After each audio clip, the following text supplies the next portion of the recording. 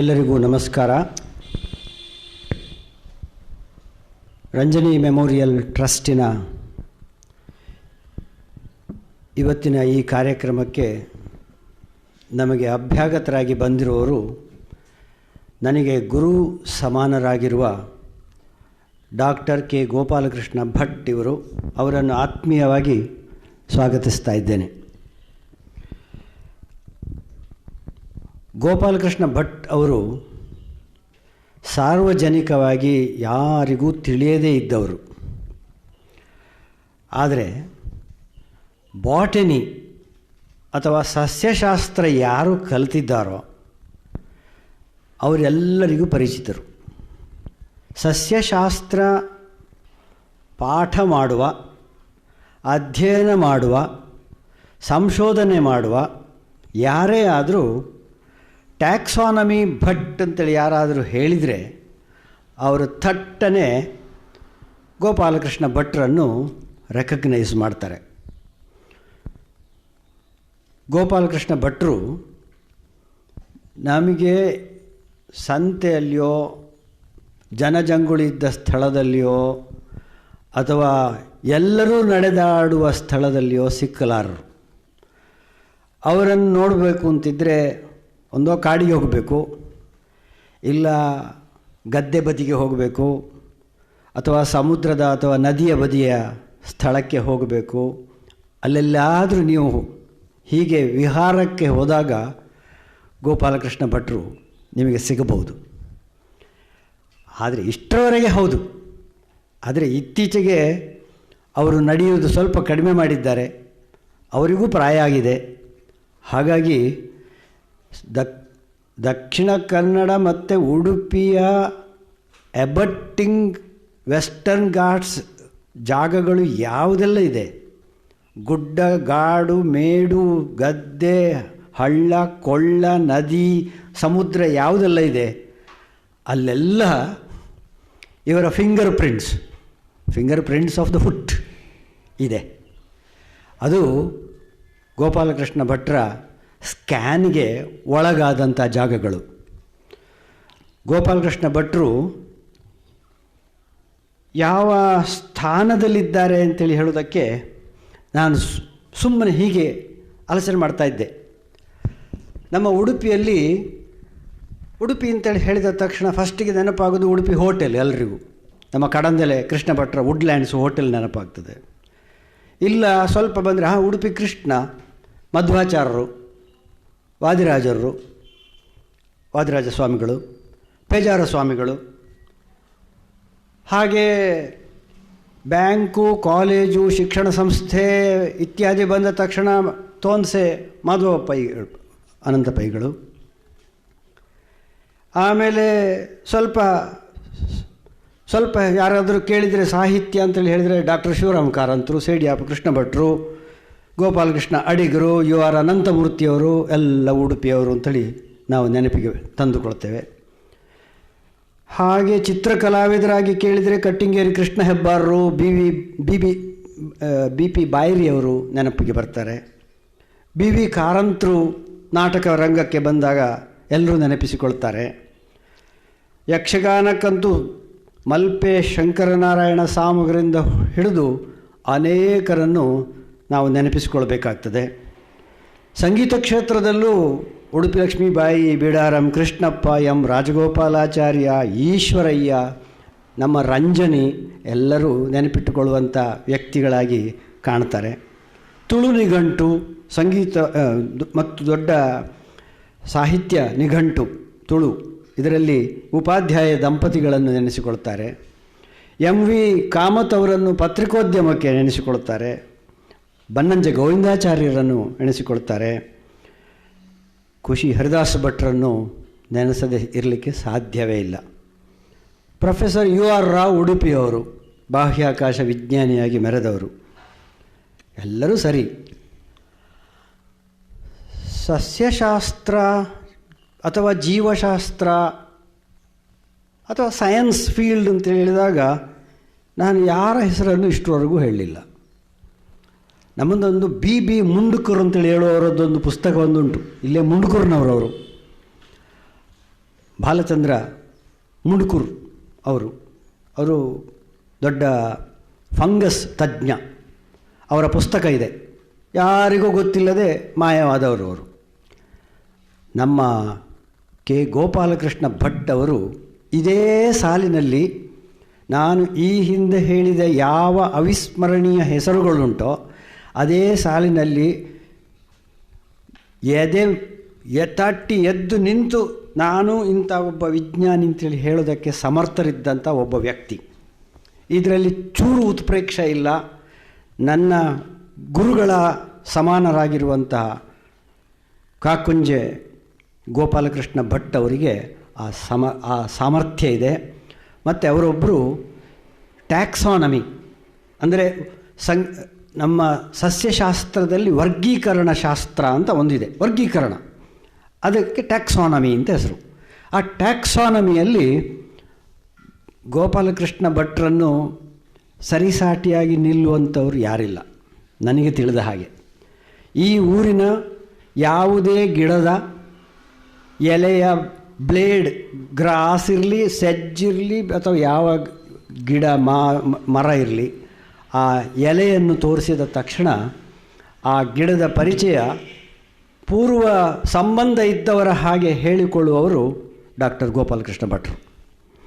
ಇಂಥ ಗೋಪಾಲಕೃಷ್ಣ ಭಟ್ರು ನಮ್ಮ ಟ್ಯಾಕ್ಸಾನಮಿ ನಾಲೆಜನ್ನು ತುಂಬ ಹೆಚ್ಚಿಸಿ ತುಂಬ ಜನ ವಿದ್ಯಾರ್ಥಿಗಳನ್ನು ಅವರು ಸೃಷ್ಟಿ ಮಾಡಿ ತುಂಬ ಜನ ಸಂಶೋಧನಾ ವಿದ್ಯಾರ್ಥಿಗಳಿಗೂ ಮಾರ್ಗದರ್ಶಕರಾಗಿ ಹಲವು ಪುಸ್ತಕಗಳನ್ನು ಬರೆದು 54ಕ್ಕೂ ಮಿಕ್ಕಿ ಆರ್ಟಿಕಲ್ಸ್, ಪ್ರೌಢ ಪ್ರಬಂಧಗಳನ್ನು ಬರೆದು ಆರ್ಟಿಕಲ್ಸ್ ಜರ್ನಲ್ಸ್ಗಳಲ್ಲಿ ಬರೆದು ಅವರು ನಮ್ಮ ವರ್ತುಲದಲ್ಲಿ ವಿಖ್ಯಾತರಾಗಿದ್ದಾರೆ. ಅವರಿಗೆ 1969ರಲ್ಲಿ ಭುವನೇಂದ್ರ ಕಾಲೇಜಿನಲ್ಲಿ ಕಾರ್ಕಳದಲ್ಲಿ ಸೀಟು ಸಿಕ್ಕಿತು. BSc ಓದಿದರು. ಆಗಲೇ ಕಾಡು ಮೇಡು ಹುಡುಕ್ತಾ ಟ್ಯಾಕ್ಸಾನಮಿಯ ಒಂದು ಹುಚ್ಚು ಗೀಳು ಹಿಡಿಸಿಕೊಂಡವರು ಅವರು. ಆಗಲೇ ಟ್ಯಾಕ್ಸಾನಮಿ ಭಟ್ರು ಅಂತ ಅವರಿಗೆ ಹೆಸರು, ಅವರ ಸ್ನೇಹಿತರಿಂದ ಬಂದಂಥ ನಾಮ. 71ರಿಂದ ಈ ಹೆಸರು ಅವರಿಗೆ ಅವರ ಜೊತೆಗೇ ಬಂದಿದೆ. 1971ರಲ್ಲಿ ಉಡುಪಿಯ ಪೂರ್ಣಪ್ರಜ್ಞಾ ಕಾಲೇಜಿನ ಸಸ್ಯಶಾಸ್ತ್ರ ವಿಭಾಗದ ಉಪನ್ಯಾಸಕರಾಗಿ ಅವರು ಸೇರ್ಪಡೆಯಾದರು.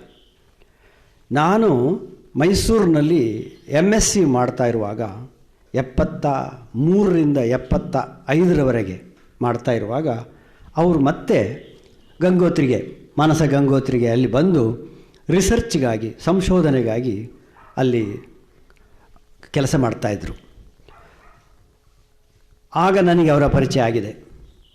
ಯಾವಾಗ ನೋಡಿದರೆ ಸಹ ಗಿಡದ ಹಿಂದೆ ಹರ್ಬೇರಿಯಂ ಅಂತ ಒಣಗಿಸಿದ ಗಿಡಗಳನ್ನು ಒಣಗಿಸಿ ಪೇಪರ್ನ ಮೇಲೆ ಅಂಟಿಸಿ ಇಟ್ಟಂಥ ಒಂದು ದೊಡ್ಡ ಸಂಗ್ರಹಕ್ಕೆ ಹರ್ಬೇರಿಯಂ ಅಂತ ಹೆಸರು. ಅಂತಹ ಹರ್ಬೇರಿಯಂಗಳು ಎಲ್ಲ ಜಿಲ್ಲೆಗಳಿಂದ ಬಂದದ್ದೆಲ್ಲ ಆ ಮೈಸೂರಿನಲ್ಲಿ ಪೇರಿಸಿಟ್ಟದ್ರದ್ದು ಆ ಸಂಗ್ರಹಾಲಯದಲ್ಲಿ ಯಾವಾಗ ನೋಡಿದರೂ ಕೂಡ ನಮ್ಮ KG ಭಟ್ರು ಅಲ್ಲಿ ಕೆಲಸ ಮಾಡ್ತಾಯಿದ್ರು. ಆಗ ನನಗೆ ಪರಿಚಯ ಆದದ್ದು. ಅವರ ಸಣ್ಣ ಸಹೋದ್ಯೋಗಿಗಳನ್ನೆಲ್ಲ ಅವರು ಗೈಡ್ ಮಾಡ್ತಾಯಿದ್ರು. ಅವರೆಲ್ಲ ಗಿಡಗಳನ್ನು ಐಡೆಂಟಿಫೈ ಮಾಡಿ ಇದು ಈ ಗಿಡ ಅಂತ ಸಮರ್ಥವಾಗಿ ಹೇಳ್ತಾಯಿದ್ರು. ರಿಸರ್ಚಿಗೆ ಅಂತೇಳಿ ಬಂದದ್ದು ಹೌದು, ಆದರೆ PhD ದಕ್ಕಲಿಲ್ಲ ಆಗ ಕೂಡಲೇ. ಇನ್ನು ಕೆಲಸವೂ ಹೋಗ್ತದೆ ಅಂತೇಳಿ ಹೇಳಿಕೊಂಡ ಏನೋ ಮಾನಸ ಗಂಗೋತ್ರಿಯನ್ನು ಅರ್ಧದಲ್ಲಿ ಬಿಟ್ಟು ಪೂರ್ಣಪ್ರಜ್ಞೆ ಕಾಲೇಜಿಗೆ ಮತ್ತೆ ಬಂದು ಸೇರಿಕೊಂಡ್ರು. ಆಮೇಲೆ 83ರಲ್ಲಿ PhDಗಾಗಿ ನೋಂದಾಯಿಸಿಕೊಂಡು ಅತ್ಯಲ್ಪಾವಧಿಯಲ್ಲಿ ಡಾಕ್ಟರೇಟು ಮಾಡಿ ಮುಗಿಸಿದರು. ಹೇಳಿದರೆ ನಂಬಬೇಕು ನೀವು, ಇದು ನಾವು ಸಸ್ಯಶಾಸ್ತ್ರದ ವರ್ತುಲದ ಸದಸ್ಯರಿಗೆ ಹೇಳ್ತಾ ಇಲ್ಲ, ಉಳಿದವರಿಗೆ ಹೇಳ್ತಾ ಇದ್ದೇನೆ. ಅವರಿಗಿಂತ ಕಿರಿಯ ವಯಸ್ಸಿನ ಅವರ ಜೊತೆಗೇ ಕೆಲಸ ಮಾಡಿದ ಸಹೋದ್ಯೋಗಿಯ ಜೊತೆಗೆ ಅವರು ಅವರ ಅಂಡರ್ನಲ್ಲಿ ಅವರು PhDಗಾಗಿ ರಿಜಿಸ್ಟ್ರೇಷನ್ ಮಾಡಿಕೊಂಡು ಆಮೇಲೆ PhD ಪಡೆದರು. ಇದು ಗೋಪಾಲಕೃಷ್ಣ ಭಟ್ರ ಹೆಚ್ಚುಗಾರಿಕೆ. ಕೊಡಗು ಮತ್ತು ದಕ್ಷಿಣ ಕನ್ನಡ ಜಿಲ್ಲೆಯಲ್ಲಿರುವ ಹುಲ್ಲುಗಳು ಮತ್ತು ಜೊಂಡು ಹುಲ್ಲುಗಳು ಅಂತ ನಾನು ಹೇಳ್ತೇನೆ. ಗ್ರಾಸಸ್ ಆ್ಯಂಡ್ ಸೆಡ್ಜಸ್ ಅಂತ. ಜೊಂಡು ಹುಲ್ಲುಗಳು ಯಾರಿಗೂ ಮುಟ್ಲಿಕ್ಕಾಗದಂಥ ಒಂದು ವಿಷಯ, ಯಾರಿಂದಲೂ ಐಡೆಂಟಿಫೈ ಮಾಡಲಿಕ್ಕೆ ಅಷ್ಟೇನು ಸುಲಭದ ಕೆಲಸ ಅಲ್ಲ. ಅಂಥ ಹುಲ್ಲುಗಳು ಮತ್ತು ಜೊಂಡು ಹುಲ್ಲುಗಳನ್ನು ಹಿಡ್ಕೊಂಡು PhD ಮಾಡಿದ ಘಾಸ್ ಪೂಸ್ ಕಾ ಡಾಕ್ಟರ್ ನಮ್ಮ ಡಾಕ್ಟರ್ ಗೋಪಾಲಕೃಷ್ಣ ಭಟ್ರು. ಸರ್, ನಾನು ಇನ್ನೂ ಹೆಚ್ಚು ಹೇಳಿದರೆ ಹೆಚ್ಚು ಮಾತಾಡಿ ಹೋದಿತ್ತು. ನಿಮ್ಮ ಬಗ್ಗೆ ನನಗೆ ಮಾತಾಡಲಿಕ್ಕೆ ತುಂಬ ಇದೆ. ಆದರೂ ಇಷ್ಟೊಂದು ವಿಷಯ ಹೇಳೋದಕ್ಕೆ ನೀವು ಸುಮ್ಮನೆ ಕೂತದ್ದೇ ನನಗೆ ನೀವು ಕೊಟ್ಟಂಥ ಮರ್ಯಾದೆ ಅಂತ ತಿಳ್ಕೊಳ್ತೇನೆ. ನೀವು ಇಷ್ಟನ್ನು ನೀವು ಕೇಳೋರಲ್ಲ, ನನಗೆ ಗೊತ್ತಿದೆ ನಿಮಗೆ ಇರುಸು ಮುರುಸು ಆಗ್ತದೆ ಅಂತ. ಆದರೂ ನಾನು ಮಾತನಾಡ್ತೇನೆ ಅಂತೇಳಿ ಹೇಳ್ಕೊಂಡು ನೀವು ಸುಮ್ಮನೆ ಕೂತದ್ದಕ್ಕೆ ನಿಮಗೆ ಮೊದಲು ಕಾಲಿಗೆ ಬಿದ್ದು ನಮಸ್ಕಾರ ಮಾಡಿ ನಿಮ್ಮನ್ನು ಆದರದಿಂದ ಬರಮಾಡಿಕೊಳ್ತಾ ಇದ್ದೇನೆ. ನೀವು ನಿಮ್ಮ ಜೊತೆಗೆ ನಾನು 73ನೇ ಇಸ್ವಿಯಿಂದ ಇವತ್ತಿನವರೆಗೂ ಹೀಗೆ ಒಡನಾಟದಲ್ಲಿದ್ದೇನೆ. ಕೆಲವು ಬ್ರೇಕ್ಗಳಿರ್ಬೋದು ನಡುನಡುವಿನಲ್ಲಿ, ನಾನು ಗೋಣಿಕೊಪ್ಪದಲ್ಲಿದ್ದ ಸಂದರ್ಭ ಇರಲಿ ಅಥವಾ ಇನ್ನೊಂದು ಸಂದರ್ಭ ಇರಲಿ. ಆದರೆ ನಿಮ್ಮ ಒಡನಾಟ ತುಂಬ ವರ್ಷದಿಂದ ಹೀಗೇ ಸಾಗ್ತಾ ಬಂದಿದೆ.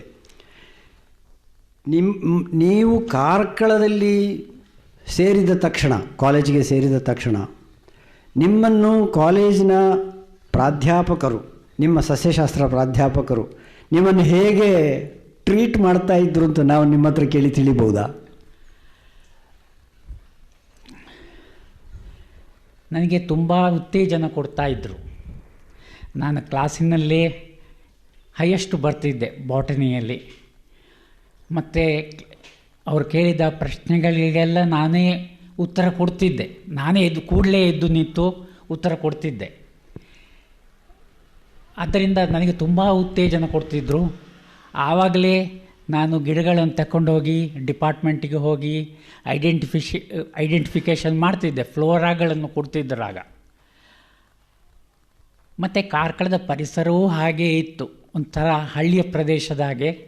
ಹಾಗೆಯೇ ಬಿಡುವಿನ ಸಮಯದಲ್ಲಿ ನಾನು ಕಾಡಿಗೆಲ್ಲ ಹೋಗಿ ಗಿಡಗಳನ್ನು ತಗೊಂಡು ಬಂದು ನಮ್ಮ ಪ್ರೊಫೆಸರ್ ಹತ್ರ ಕೇಳ್ತಿದ್ದೆ, ಇದರ ಹೆಸರೇನು, ಇದು ಯಾವ ಫ್ಯಾಮಿಲಿ ಅಂತೇಳಿ.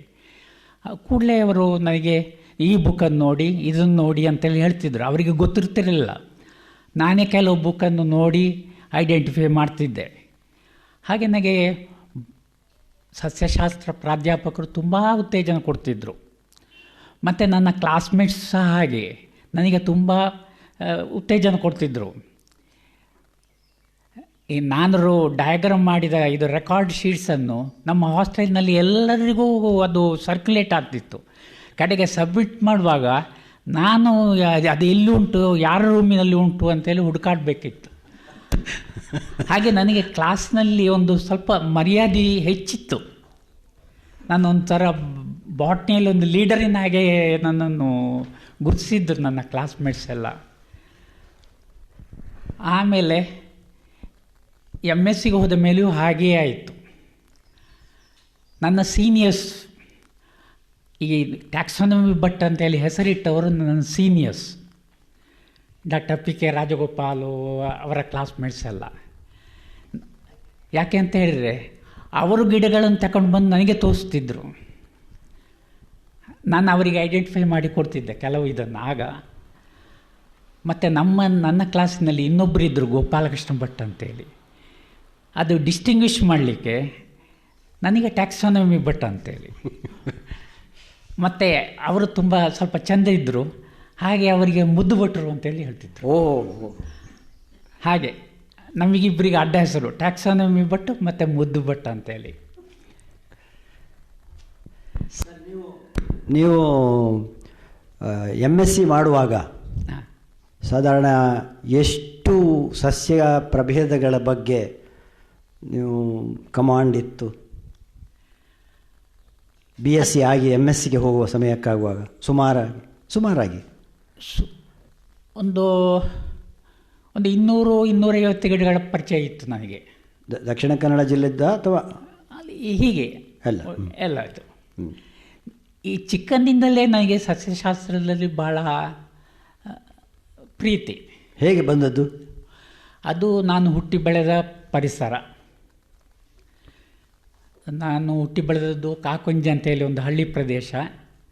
ಮತ್ತು ಪ್ರಾಥಮಿಕ ಶಿಕ್ಷಣ ನೀರ್ಚಾಲಿನಲ್ಲಿ ಆಯಿತು. ಆಮೇಲೆ ನವಜೀವನ ಹೈಸ್ಕೂಲ್ ಆಯಿತು. ಎಲ್ಲ ಹಳ್ಳಿ ಪ್ರದೇಶ.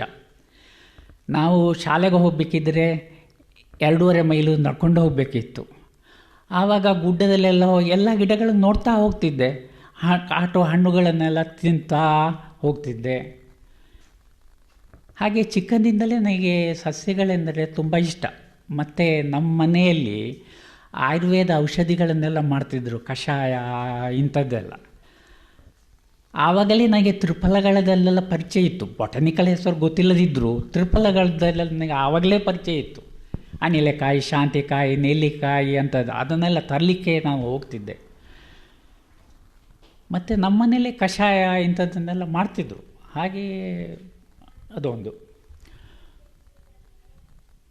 ಮುಂದೆ ಅದೇ ಇದಾಯಿತು. ಅದು ಒಂದು ಹಾಬಿ ಟೈಪು ಆಯಿತು, ಕಲೀಲಿಕ್ಕೂ ಆಯಿತು. ಹೌದೌದು. ನೀವು ಡಾಕ್ಟರ್ BA ರಾಜಿ ಅವರ ಕೆಳಗೆ ಮೈಸೂರಿಗೆ ಬಂದಾಗ ಹೌದೌದು. ನೀವು ಎಷ್ಟು ವರ್ಷ ಅಲ್ಲಿ? ನಾವು ಇದ್ದಾಗ 2 ವರ್ಷ. ನೀವು ಆವಾಗ 1 ವರ್ಷ ಇದ್ದೆ. 1 ವರ್ಷ ಇದ್ದೆ. 1 ವರ್ಷ ಇದ್ರಿ. ಅದಂತೇಳಿದ್ರೆ ನಾನು ಬಿಡಲಿಕ್ಕೆ ಮುಖ್ಯ ಕಾರಣ, ಅವರು ಒಂದು ಇದು ರಿಸರ್ಚ್ ಮಾಡಲಿಕ್ಕೆ ಒಂದು ಟಾಪಿಕ್ ಕೊಟ್ಟಿದ್ದರು. ಅದು ನನಗೆ ಇಷ್ಟವಾಗಿಲ್ಲ. ಮತ್ತೊಂದು ಕಾರಣ ಅಂತೇಳಿದ್ರೆ, ಇಲ್ಲಿ ಪೂರ್ಣಪ್ರಜ್ಞಾ ಕಾಲೇಜಿನಲ್ಲಿ ಒಬ್ಬರು ಮೇಡಮ್ ಇದ್ದರು. ಅವರಿಗೆ ಮದುವೆಯಾಗಿ ಅವರು ಬಿಟ್ಟರು. ಹಾಗೆ ನನ್ನ ಜಾಬ್ ಎಲ್ಲಿ ಹೋಗ್ತದೆ ಅಂತೇಳಿ ನಾನು ಇಲ್ಲಿ ಬಂದು ಕೂಡಲೇ ಸೇರಿದೆ. ಆಮೇಲೆ ನನಗೆ ಸೆಜ್ಜಸ್ ಮತ್ತು ಗ್ರಾಸಸ್ಸಿನ ಮೇಲೆ ವರ್ಕ್ ಮಾಡಬೇಕಂತ ಆಯಿತು.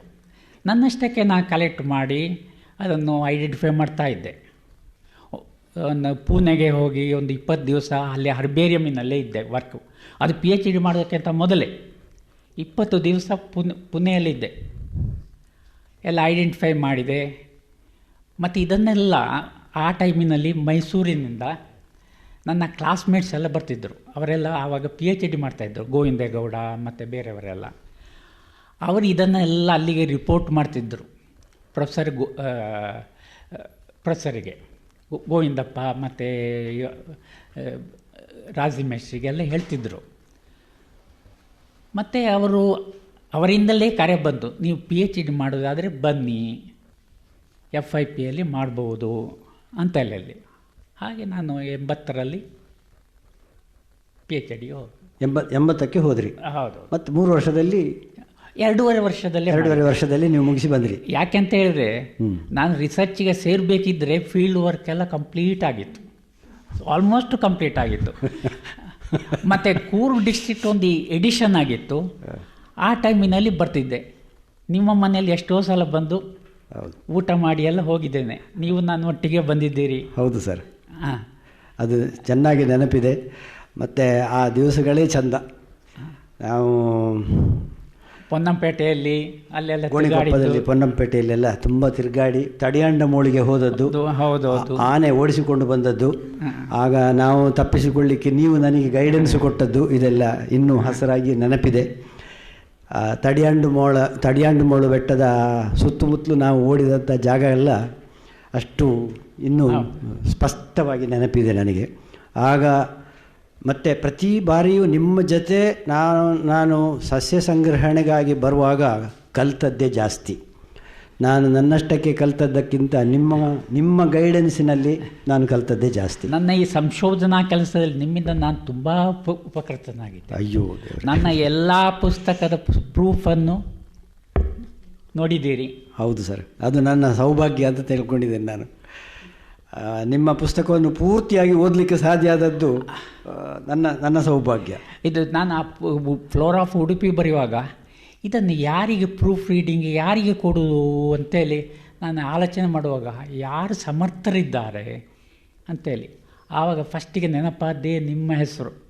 ಹಾಗೆ flora of Udupi, flora of south Kannada, palms ಎಲ್ಲ ನೀವೇ ನೋಡಿ ನನಗೆ ತುಂಬ ಸಹಕರಿಸಿದ್ದೀರಿ. ಹೌದು ಸರ್, ನನಗೆ ಅದರ ಕೃತಾರ್ಥತೆ ನನಗಿದೆ.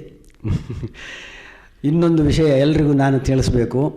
ಗೋಪಾಲಕೃಷ್ಣ ಭಟ್ರು ಜಗತ್ ಪ್ರಸಿದ್ಧರಾದ್ದು ಹೇಗೆ ಅಂತ. ಅಂದರೆ ಸಾರ್ವಜನಿಕವಾಗಿ ಇಲ್ಲ ಹೇಳ್ತಾ ಇಲ್ಲ, ನಿಮಗೆ ಯಾರಿಗೂ ಗೊತ್ತಿಲ್ಲ. ಜಗತ್ ಪ್ರಸಿದ್ಧರಾದದ್ದು ಸಸ್ಯ ಪ್ರಪಂಚದ ಜಗತ್ತಿಗೆ ಅಂತೇಳಿ ಹೇಳ್ತಾ ಇದ್ದೇನೆ. ಮಣಿಪಾಲದಲ್ಲಿ ಅವರು ಗುಡ್ಡದಲ್ಲಿ ಹೀಗೆ ಸಂಚರಿಸ್ತಾ ಇರುವಾಗ ಒಂದು ಹಳದಿ ಹೂ ಬಿಡುವ ಸಸ್ಯ ಕಂಡು ಬಂತು. ಅದು ಶುಂಠಿ ಸಸ್ಯದ ಕುಟುಂಬಕ್ಕೆ ಸೇರಿದ ಒಂದು ಸಸ್ಯ. ಇದೇನಿದು ಹೊಸ್ತು, ಭಟ್ರ ಕಣ್ಣಿಗೆ ಹೊಸ್ತಾಗಿ ಕಂಡಿತು. ನೋಡಿದ್ರು ಫ್ಲೋರಾ ಅಂತ ಪುಸ್ತಕ ಇದೆ, ನಮಗೆ ಅದು ಅಲ್ಟಿಮೇಟ್. ಗ್ಯಾಂಬಲ್ ಫ್ಲೋರಾ ಅಂತ, ಗ್ಯಾಂಬಲ್ ಬರೆದವ ಒಬ್ಬ ಇದ್ದಾನೆ. ಬ್ರಿಟಿಷ್ ಇಂಡಿಯಾದ ಫ್ಲೋರಾ ಬರೆದವ ಕುಕ್, ಹೌದು ಕುಕ್ ಇದ್ದಾನೆ. ಆಮೇಲೆ ಈ ಎಲ್ಲ ಫ್ಲೋರಾಸ್ಗಳನ್ನು ನೋಡಿದಾಗ ಭಟ್ರಿಗೆ ಈ ಪುಸ್ತಕದ ವಿವರ ಪೂರ್ತಿಯಾಗಿ ಟ್ಯಾಲಿ ಆಗೋದಿಲ್ಲ, ಈ ಗಿಡದ ವಿವರ. ಇನ್ನೇನು ಮಾಡೋದು ಅಂತ ಕ್ಯಾಲಿಕಟ್ಟಿಗೆ ಕಳಿಸಿದರು. ಕ್ಯಾಲಿಕಟ್ಟಿನಲ್ಲಿ ಕಳಿಸಿ ಅದು ಹೌದು ಇದು ಸ್ವಲ್ಪ ಕೌಟ್ಲೆಯ ಅಂತ ಒಂದು ಗಿಡಕ್ಕೆ ಸೇರ್ತದೆ ಅಂತ ಕಂಡಿತು. ಅದು ಸೌತ್ ಆಫ್ರಿಕಾದ ಒಂದು ಗಿಡ. ಇಲ್ಲ, ಅದು ಹಿಮಾಲಯ ಗಿಡ. ಹಾಂ, ಅದು ಕೌಟ್ಲಿ ಅಂತ ಇರಬಹುದು ಅಂತ ಹೇಳಿ ನಾನೇ ಇದು ಮಾಡಿದ್ದು. ಹಾಂ, ಬಟ್ ಏನೋ ಒಂದು ಊಹೆ ಬಂತು. ಕೌಟ್ಲೆಯ ನೋಡುವ ಇರಲಿ ಅಂತ ಹೇಳ್ಕೊಂಡು ಅದನ್ನು ಹರ್ಬೇರಿಯಂ ಎಲ್ಲ ಮಾಡಿ ಪ್ರಾಯಶಃ ಕ್ಯಾಲಿಕಟ್ಟಿಗೆ ಕಳಿಸಿದ್ರಿಯಾ, ಪುಣೆಗೆ ಕಳಿಸಿದ್ರಿ? ಇಲ್ಲ, ಎಡಿನ್ಬರೋಗೆ. ನೀವೇ ಕಳಿಸಿದ್ದ? ಸ್ಕಾಟ್ಲೆಂಡಿನ ಎಡಿನ್ಬರೋಗೆ. ಹಾಂ, ಎಡಿನ್ಬರೋ ವಿಶ್ವವಿದ್ಯಾಲಯಕ್ಕೆ, ಅಲ್ಲಿಯ ಹರ್ಬೇರಿಯಂಗೆ ಕಳಿಸಿದರು. ಎಷ್ಟೋ ಸಮಯದ ನಂತರ ಅಲ್ಲಿಂದ RM ಸ್ಮಿತ್, ರೋಸ್ ಮೇರಿ ಸ್ಮಿತ್ ಅಂತೇಳಿ ಒಬ್ಬಳು ಆಕೆ ವಿಜ್ಞಾನಿ, ಸಸ್ಯ ವಿಜ್ಞಾನಿ, ಇದು ಹೊಸ ದಾಖಲೆ, ಪ್ರಪಂಚದಲ್ಲಿ ಎಲ್ಲಿಯೂ ಈ ಗಿಡ ಇಲ್ಲ, ಆದರೆ ಆ ಕೌಟ್ಲೆಯ ಅಂತ ಹೇಳುವಂಥದ್ದನ್ನು ಹೋಲ್ತದೆ. ಆದ ಕಾರಣ ಅದಲ್ಲದೆ ಕೌಟ್ಲೆಯ ಅಲ್ಲದೆ ಇದು ಒಂದು ಕೌಟ್ಲೆಯ, ಪಾರಾ ಕೌಟ್ಲೆಯ ಅಂತ ಹೆಸರು. ಪಾರಾ ಅಂದರೆ ಬಿಸೈಡ್ಸ್, ಅದಲ್ಲದೆ ಅಂತ ಅರ್ಥ. ಪಾರಾ ಕೌಟ್ಲೆಯ ಅಂತ ಹೆಸರಿಟ್ಟಿತು. ಎಲ್ಲ ಮನುಷ್ಯರಿಗೆ ಹೆಸರಿಡುವ ಹಾಗೆ ಗಿಡಗಳಿಗೆ ಸಹ ಪ್ರಾಣಿಗಳಿಗೆ ಸಹ ನಾವು ಹೆಸರಿಡ್ತೇವೆ. ಇದರಿಂದಾಗಿಯೇ ನಾವು ಪ್ರಸಿದ್ಧರಾದದ್ದು.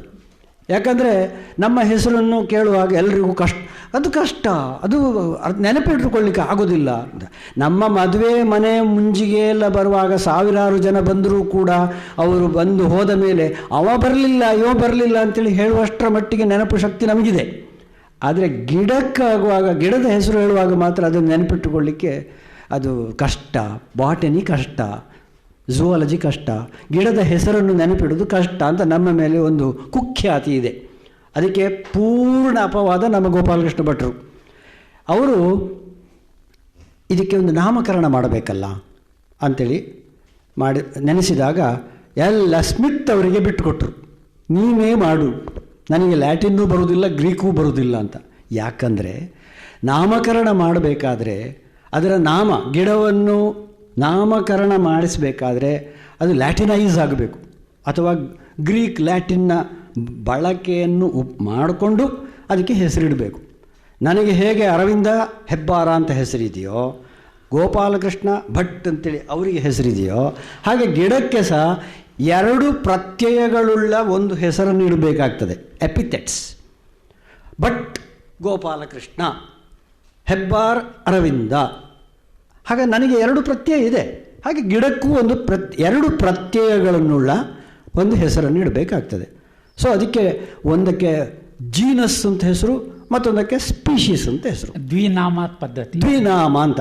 ಅದು ನಾಮ ಅಂತ ಹೇಳಿದ ಕೂಡಲೇ ಹೆಸರಾಯಿತು. 2 ಹೆಸರಲ್ಲ ಸರ್ ಅದು, ಅಲ್ವಾ? ಅದು 2 ಪ್ರತ್ಯಯ, ಎಪಿಥೆಟ್ಸ್ ಅಲ್ಲ, ಬೈನಾಮಿಯಲ್. ಅದೇ, ಅದು ದ್ವಿನಾಮ ನಾಮಕರಣ ಅಂತ ಹೆಸರಿಟ್ಟಿದ್ದಾರೆ.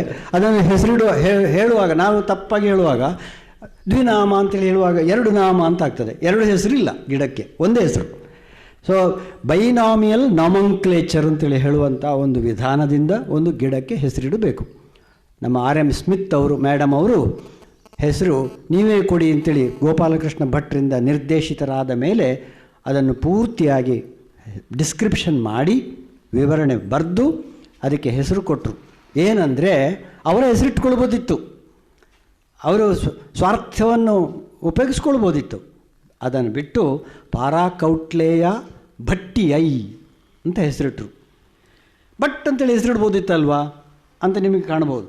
ಇಲ್ಲ, ಅದು ಹಾಗಾಗೋದಿಲ್ಲ. ಲ್ಯಾಟಿನಿಗೂ ಒಂದು ವ್ಯಾಕರಣ ಅಂತಿದೆ. ನಾವು ಒಂದೊಂದು ವ್ಯಾಕರಣಕ್ಕೆ ಒಂದೊಂದು ರೂಲ್ಸು ರೆಗ್ಯುಲೇಷನ್ಸು ಇದೆ.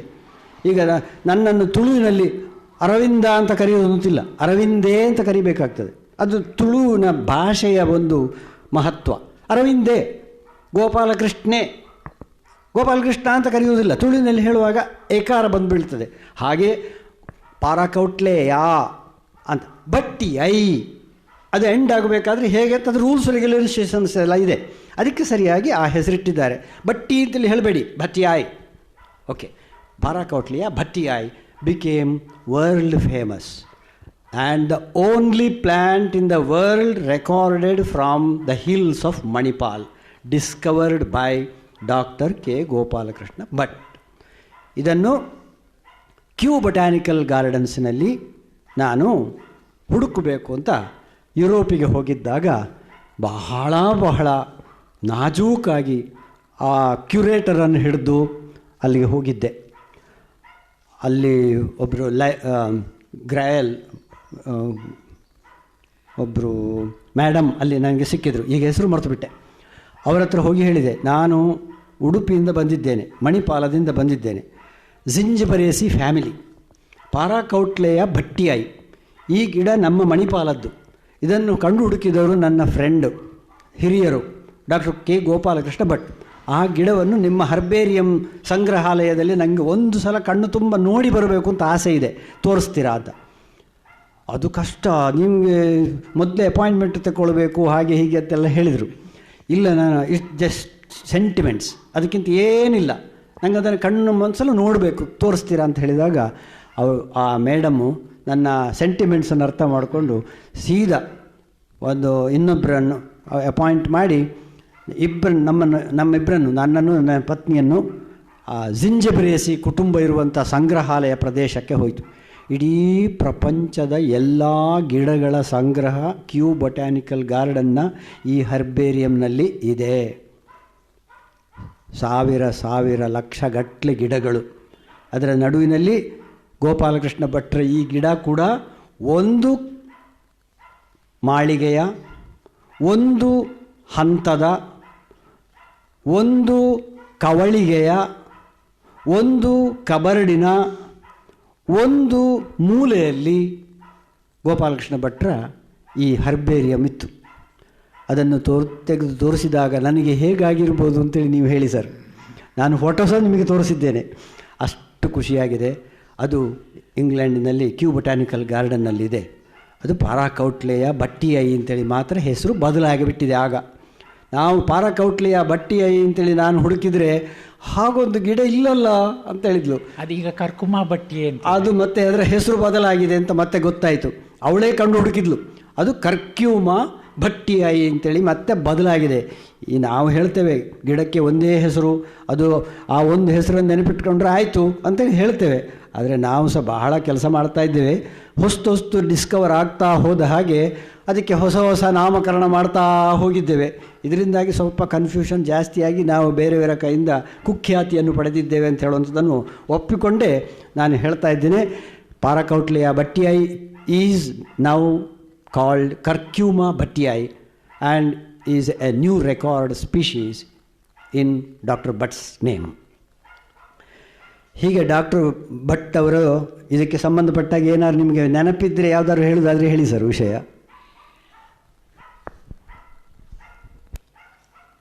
ಅಲ್ಲಿ ಕ್ಯೂ ಬೊಟಾನಿಕಲ್ ಗಾರ್ಡನ್ನಲ್ಲಿ ನೀವು ನನ್ನ ಸ್ಪೆಸಿಮೆನ್ ನೋಡಿರಲಿಕ್ಕಿಲ್ಲ. ಬೇರೆಯವರು ಕಲೆಕ್ಟ್ ಮಾಡಿದ್ದಿರ್ಬೋದು. ಕ್ಯಾಲಿಕ್ ಇಲ್ಲ, ನಿಮ್ಮದೇ ಹೆಸರು, ನಿಮ್ಮದೇ ಹೆಸರಿದೆ. ನಂದು ನಾನು ಫಸ್ಟಿಗೆ ಕಲೆಕ್ಟ್ ಮಾಡಿದ ಸ್ಪೆಸಿಮೆನ್ ಎಲ್ಲ ಎಡಿನ್ ಬರೋದಲ್ಲಿದೆ. ಹಾಂ, ಅದೇ ಅಲ್ಲಿಂದ ಇಲ್ಲಿ ಬಂದಿರಲೂಬಹುದು, ಬಂದಿರ್ಬೋದು. ಹೌದು, ಎಡಿನ್ ಬರೋದ್ರಿಂದ ಬಂದಿದೆ ಅಂತ ಅಲ್ಲಿತ್ತು. ಹೌದೌದು. ಎಸ್. ಈ ಗಿಡವನ್ನು ನನಗೆ ಫಸ್ಟಿಗೆ ತೋರಿಸಿದವರು PK ರಾಜಗೋಪಾಲರು. ಅವರ ಯಾರೋ ಸ್ಟೂಡೆಂಟ್ ಒಬ್ಬರು ಈ ಗಿಡವನ್ನು PK ರಾಜಗೋಪಾಲರಿಗೆ ತಂದುಕೊಟ್ರು ಐಡೆಂಟಿಫಿಕೇಷನಿಗೆ. ಅವರಿಗೆ ಗೊತ್ತಾಗಲಿಲ್ಲ. ಅವರು ಅದನ್ನು ತಂದು ನನಗೆ ತೋರಿಸಿದರು, ಇದು ಯಾವುದು ಅಂತೇಳಿ. ಆಮೇಲೆ ನಾನು ಎಲ್ಲ ಫ್ಲೋರಾಗಳನ್ನು ನೋಡಿದೆ. ನಮ್ಮ ಲೈಬ್ರರಿಯಲ್ಲಿ, ಪೂರ್ಣಪ್ರಜ್ಞಾ ಕಾಲೇಜಿನ ಲೈಬ್ರರಿಯಲ್ಲಿ ಎಲ್ಲ ನೋಡಿದೆ.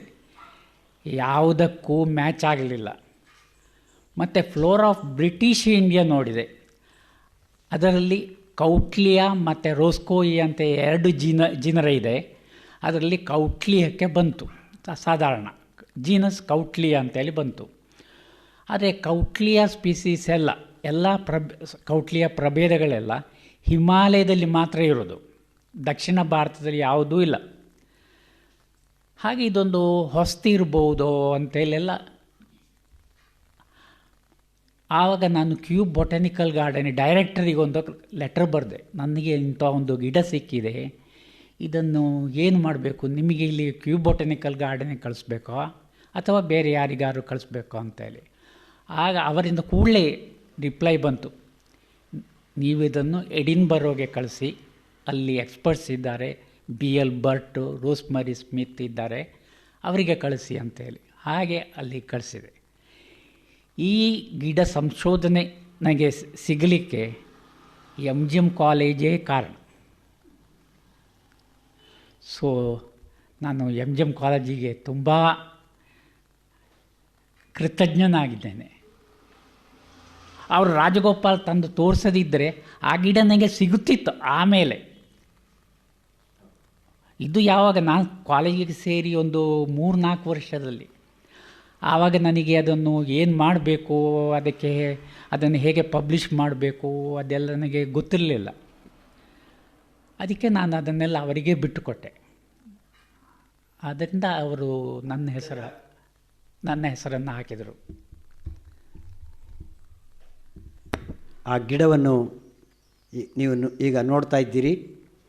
ಇದು ಕೌಟ್ಲೆಯ ಭಟ್ಟಿಯಾಯಿ, ಪಾರಕೌಟ್ಲೆಯ ಭಟ್ಟಿಯಾಯಿ, ಕರ್ಕ್ಯೂಮ ಭಟ್ಟಿಯಾಯಿ.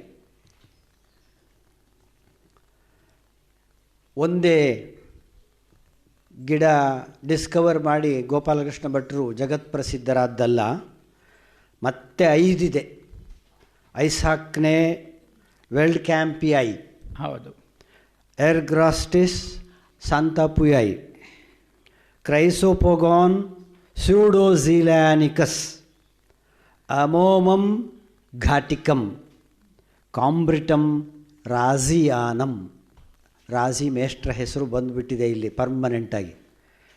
ಈ 6 ಗಿಡಗಳನ್ನು ಜಗತ್ತಿಗೆ ಎತ್ತಿ ತೋರಿಸಿದವರು ನಮ್ಮ ಗೋಪಾಲಕೃಷ್ಣ ಭಟ್ರು. ಇಲ್ಲಿ ಜನ ತುಂಬ ಸೇರಿರ್ತಿದ್ದರೆ ಖಂಡಿತವಾಗಿಯೂ ಚಪ್ಪಾಳೆ ಕೊಡ್ತಿದ್ದರು. ಇಲ್ಲಿ ನಾನು ಫೇಸ್ಬುಕ್ನಲ್ಲೇ ಇರೋದರಿಂದ ನಾನು ಇಷ್ಟರಲ್ಲೇ ಸಮಾಧಾನ ಪಟ್ಟುಕೊಳ್ಬೇಕಾಗಿದೆ.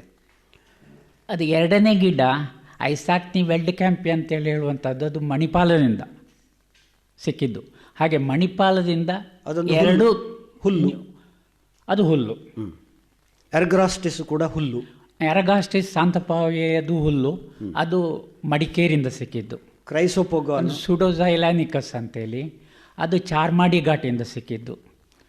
ಮತ್ತು ಕಾಂಬ್ರಿಟಮ್ ರಾಜಿಯಾನ ಫಸ್ಟಿಗೆ ಕಲೆಕ್ಟ್ ಮಾಡಿದ್ದು ನಾನು ಪಾಣಾಜೆ ಸೈಡಿಂದ. ಈ ಆಯುರ್ವೇದ ತಜ್ಞ ಡಾಕ್ಟರ್ ವೆಂಕಟರಾಮ್ ದೈತೋಟ ಅವರು ನನಗೆ ತೋರಿಸಿದ ಗಿಡ ಅದು. ಅವರಿಗೆ ನಾನು ತುಂಬ ಚಿರಋಣಿಯಾಗಿದ್ದೇನೆ. ಅದೊಂದು ನಾಗಬನದಲ್ಲಿತ್ತು. ತಾಮ್ರಪರ್ಣಿಯ ಹಾಗಿದ್ದದ್ದ ಕಾಂಬ್ರಿಟಮಿನ್. ಅದಕ್ಕೆ ನಾನು ಪ್ರೊಫೆಸರ್ ಅವರ ಹೆಸರನ್ನೇ ಇಟ್ಟೆ, ಪ್ರೊಫೆಸರ್ BA ರಾಜಿ ಅಂತೇಳಿ. ಅವರು ನಮಗೆ ಟ್ಯಾಕ್ಸಾನಮಿಯನ್ನು ತುಂಬ ಚೆನ್ನಾಗಿ ಕಲಿಸ್ತಿದ್ರು. ಮತ್ತು ಅವರ ಹತ್ತಿರ ಯಾವುದೇ ಗಿಡವನ್ನು ತೆಗೆದುಕೊಂಡು ಹೋದರೂ ಅದರ ಹೆಸರು ಹೇಳ್ತಿರಲಿಲ್ಲ. ನೀವೇ ನೋಡಿ ಅಂತೇಳಿ ಹೇಳ್ತಿದ್ರು. ಅದು ನನಗೆ ತುಂಬ ಉಪಕಾರ ಆಗಿದೆ. ಅವ್ರ ಹೆಸರು ಹೇಳಿದರೆ ನಾನು ಮತ್ತೆ ಐಡೆಂಟಿಫಿಕೇಷನಿಗೆ ಹೋಗೋದಿಲ್ಲ. ಸರಿ. ಅವ್ರು ಯಾವುದನ್ನೂ ಹೇಳುವುದಿಲ್ಲ, ನೀವು ನೋಡಿ ಅಂತೇಳಿ. ಈಗಾದರೆ ಹಾಗಲ್ಲ, ಎಲ್ಲ ವಿದ್ಯಾರ್ಥಿಗಳು ಬಂದು ತೋರಿಸೋದು, ಅವರಿಗೆ ಕೂಡಲೇ ಅದರ ಹೆಸರು ಹೇಳಬೇಕು. ನೀವು ಫ್ಲೋರ ನೋಡಿ ಅಂತ ಹೇಳಿದರೆ ಅವರು ನೋಡಲಿಕ್ಕೆ ತಯಾರಿಲ್ಲ. ನೋಡಲಿಕ್ಕೆ ಗೊತ್ತಿರಬೇಕಲ್ಲ. ಹೌದೌದು, ನೋಡಿಯೇ ಅಭ್ಯಾಸ ಆಗಬೇಕು. ಹೌದು. ಆಮೇಲೆ ಅಮೋಮಮ್ ಘಾಟಿಕಮ್ ಎಲ್ಲಿ ಸಿಕ್ಕಿತ್ತು ಸರ್?